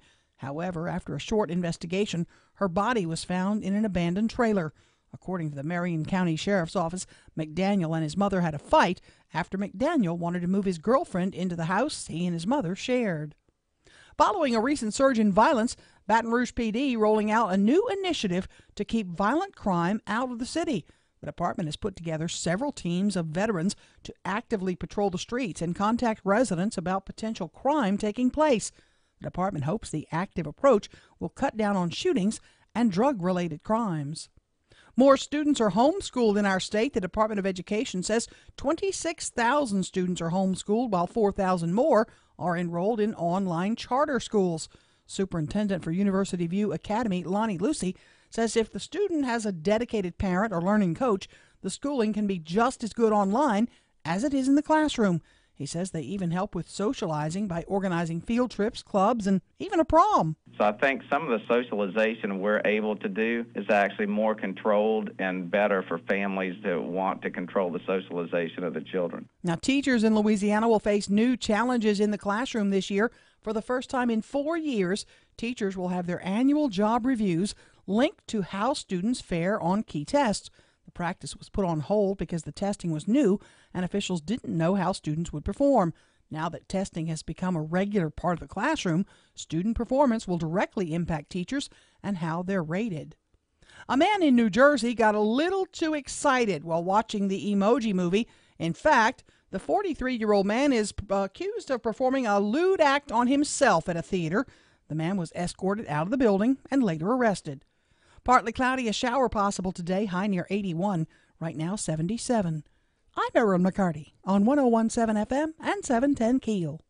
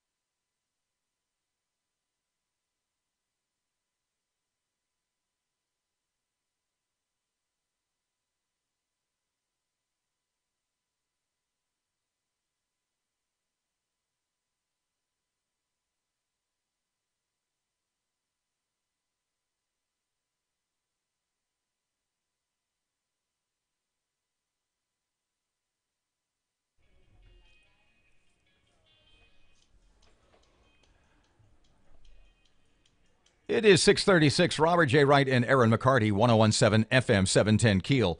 So we mentioned this. I brought this up in the 6 o'clock hour, and I was stunned that your casual indifference to there are things that happen in the news, stories you see, and not many of them alarm or startle or scare me. Mm-hmm. But this one does. And what surprises me about the way you respond, this is, I don't know if you were just kind of playing the role of Robert's antagonist, which if they gave awards, you'd get it every year. Oh, yeah. Or if you really don't give a damn if California seceded from the Union. I really don't care. I would say bye, Felicia. Go away. You really don't. You wouldn't see that as the we beginning. spend a lot of money on California. You don't see that as the beginning of the crumbling of the greatest country in the history of mankind. You wouldn't see that as one more brick and a major brick from the bottom of the pyramid. What I see that we get from California, we get some avocados and we get some pistachios, but we get a lot of awful trends. Things that begin in California, they slowly flow east. And a lot of them are bad. So we could, California secedes. It's called Cal Exit. And it is a political movement, in California that is gaining more and more steam exclusively on the radical political left, saying, well, because Donald Trump, look, if Hillary Clinton or Elizabeth Warren or somebody crazy left-wing socialist gets elected 10 years down, you don't get to come back. You don't get to just quit. Well, we've got a Republican in the White House. We're leaving. Well, there's a Democrat now. We want to come back. This is not like Brokeback Mountain. I can't quit you. No, you quit us. You got to go. This is an awesome point that I made, and usually, I am the first one to point out my awesome points. Yeah.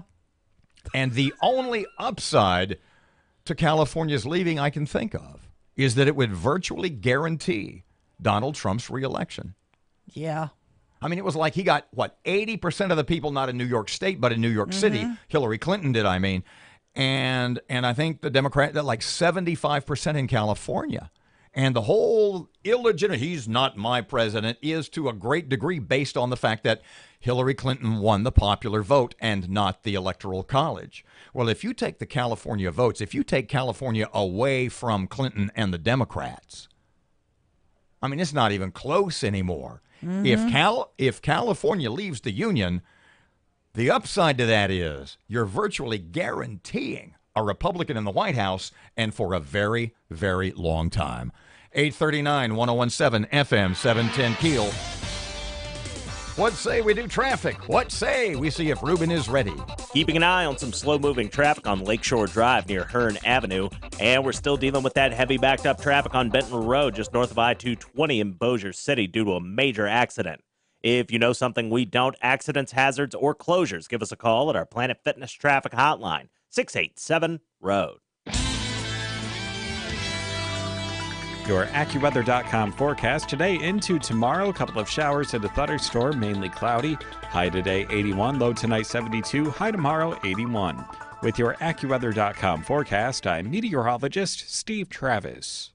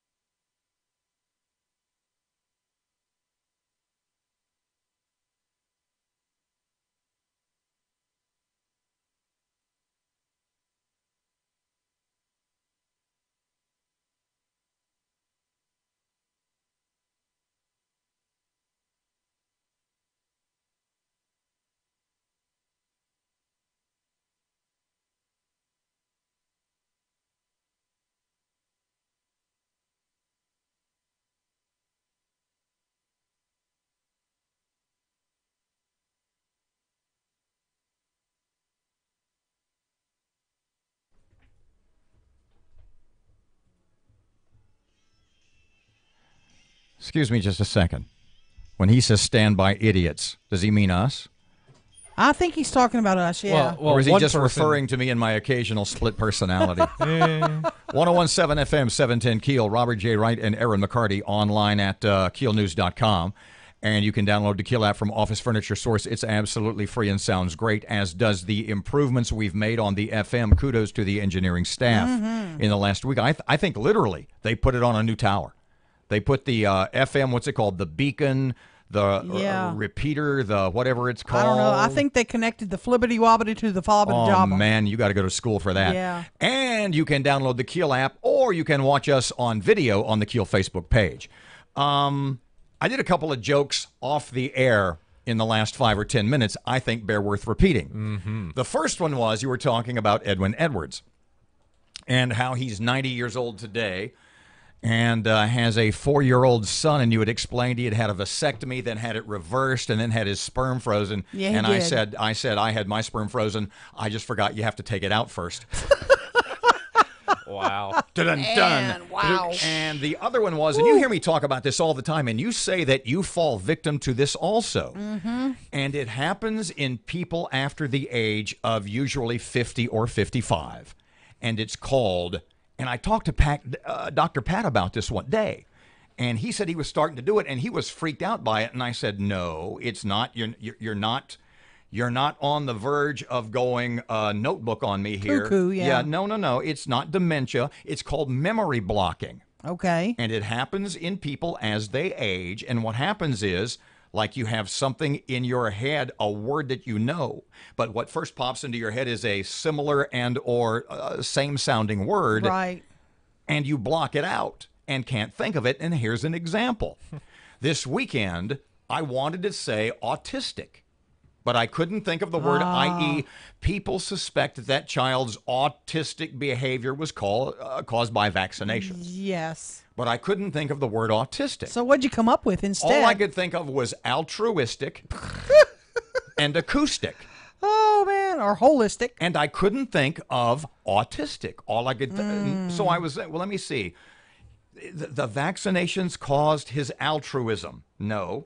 The vaccinations caused his acoustic. No. And I literally had, you do that too, though, right? Yes, all the time. All the time. I sent you a good text. Did you get the text I sent you over the weekend, too? Which one? One of those words people screw up on Facebook. You love those. This was on one. It said... malaprops is what they're called. Cutting off your nose despite your face. Oh, DESPITE? Yeah. I told you the one I saw the other day. Jesus will brighten your life. BRIGHTON capitalized. Jesus will brighten, BRIGHTON capital B, your life. Oh, boy. Fido and Fluffy are ruining the environment. And I want you to listen to this because you're a dog owner. Okay. When it comes to global warming. Oh, no. I'm telling you, the reach, they'll never, ever stop. They're like the blob, okay? They ooze under Starts in California, I'm telling you. Goodbye, go away. Cal-Exit, embrace it. Its time has come.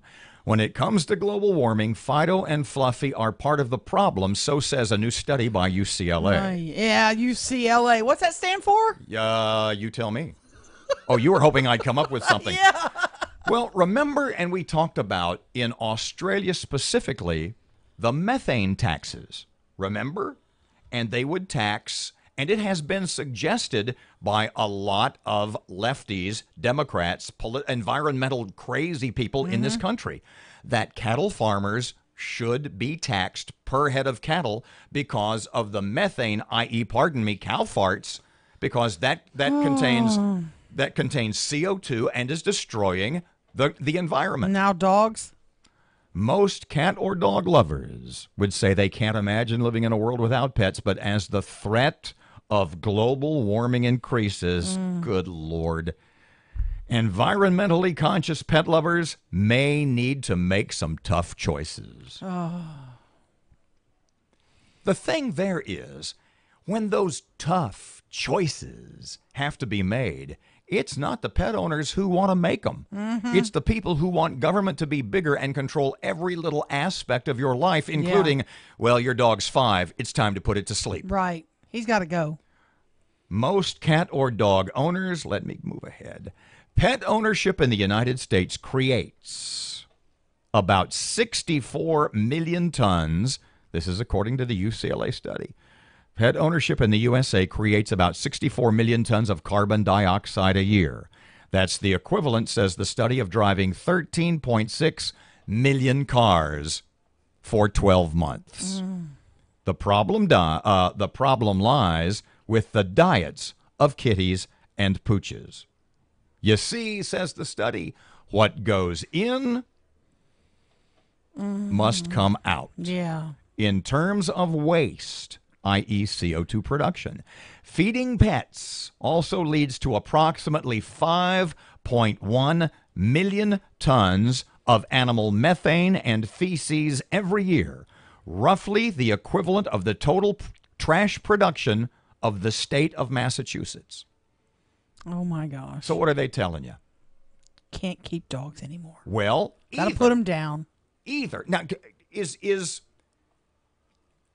either you will get to keep either a dog or cat past age X will by the government be determined to be illegal. Mm-hmm.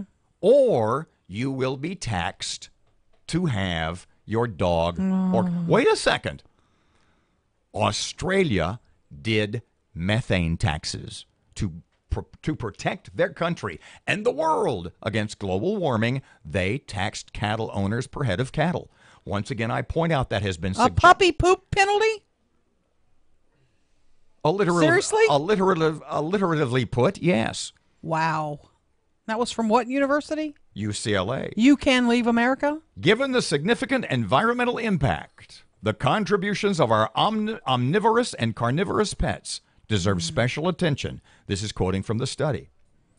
The largest population of dogs and cats globally, with 77.8 million, is in the United States, and at some point will be forced to consider restrictions. Oh, man. Taxes. Restrictions mean taxes. 1017 FM, 710 Keel. Is it break time? My clock is off. Yeah. Time to go. Traffic update right now. Here's Ruben, and he's on Keel. The intersection of Highland Avenue and Olive Street's dealing with some slow-moving traffic right now. And we have some backed-up traffic on Airline Drive just north of I-220 due to the overflow from Benton Road from a major accident. If you have anything to report to us, please give us a call at our Planet Fitness traffic hotline. That's 687-ROAD. Your AccuWeather.com forecast today into tomorrow. Mainly cloudy and humid with a couple of showers and a thunderstorm. High today 81, low tonight 72, tomorrow's high 81.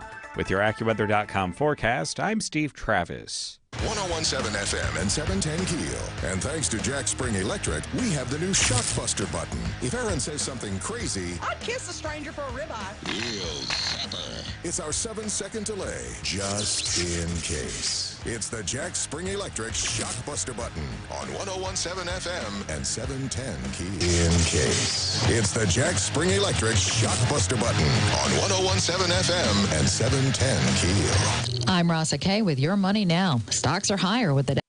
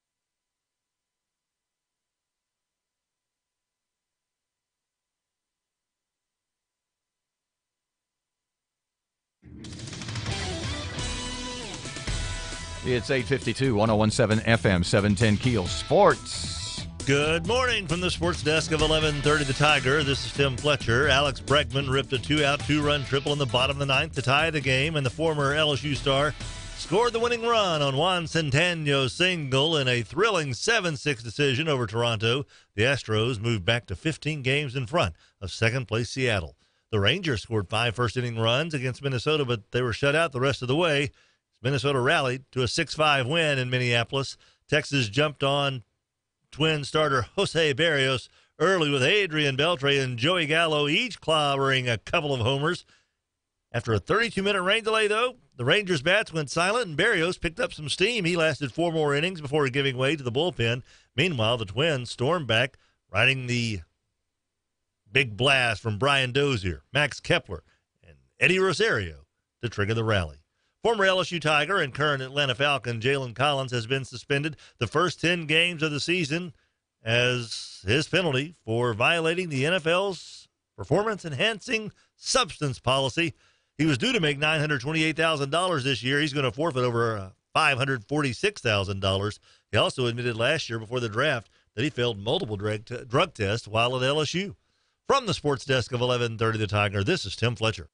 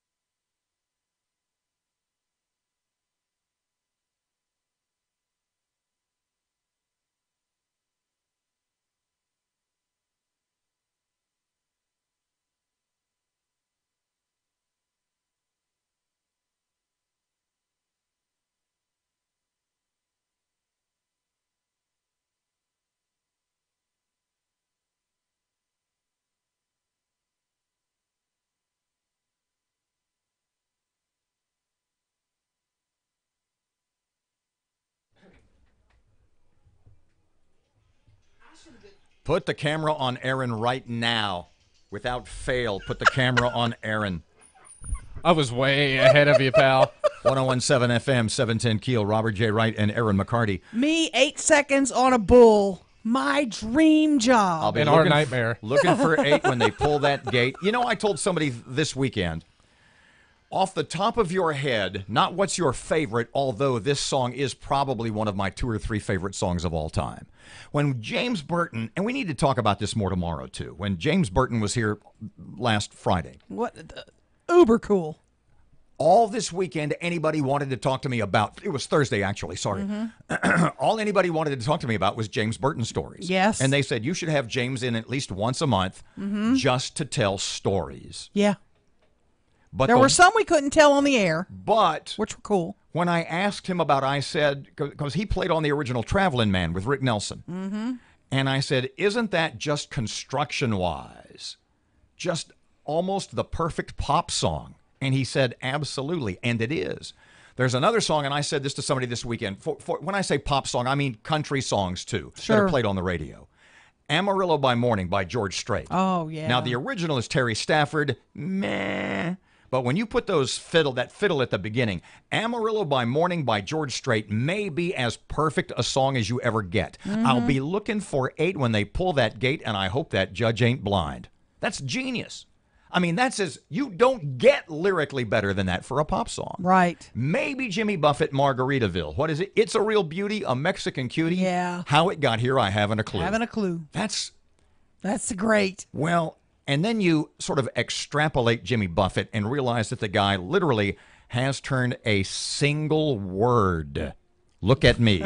A single word into a billion-dollar empire. Yep. Back Monday morning. Back tomorrow morning. Today's Monday, by the way. That would be awesome if we could come back next Monday. Back tomorrow morning, 6 till 9. 101.7 FM, 710 KEEL. Here's Kim Commando. Television viewing habits in America are so upended that one-time fierce competitors are rethinking their relationships and concluding that they just may need one another after all. For example, the cable TV industry and Netflix. Kim Commander with your Monday Digital Consumer Tech Update. For most cable cutters, Netflix has provided a soft landing, but cable cutters lose CNN, Fox News, HBO, and hundreds of other channels. In short, Netflix and cable TV have been bitter rivals until now. Following the lead of Apple, which makes Netflix available through its own Apple TV, larger cable companies are doing the same. Charter Communications, America's third largest cable provider, is about to make Netflix available through its set-top boxes, and it's joining more than a dozen other large pay TV operators. Netflix says it's ready to join all the cable and satellite services. Interesting times indeed, proving that rivals really aren't once they begin making money off one another. All the tech news is updated all the time at news.komando.com. That's KOMANDO. It's that time of year again. Yeah, you know, back to school. And if you have kids, I bet you've already printed out their school supply list. And how did it print? Are you running low on ink?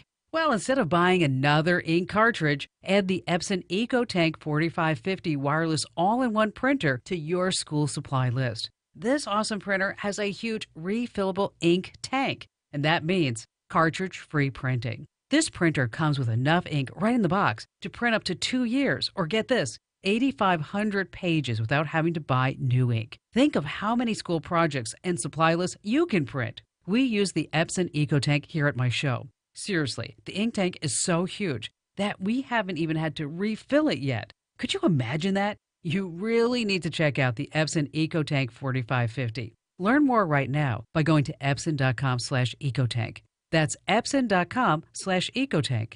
Epson, exceed your vision. 101.7 FM and 710 KEEL. You'll hear all the news our city is talking about. If you think about changing the dial, we'll slap your hand.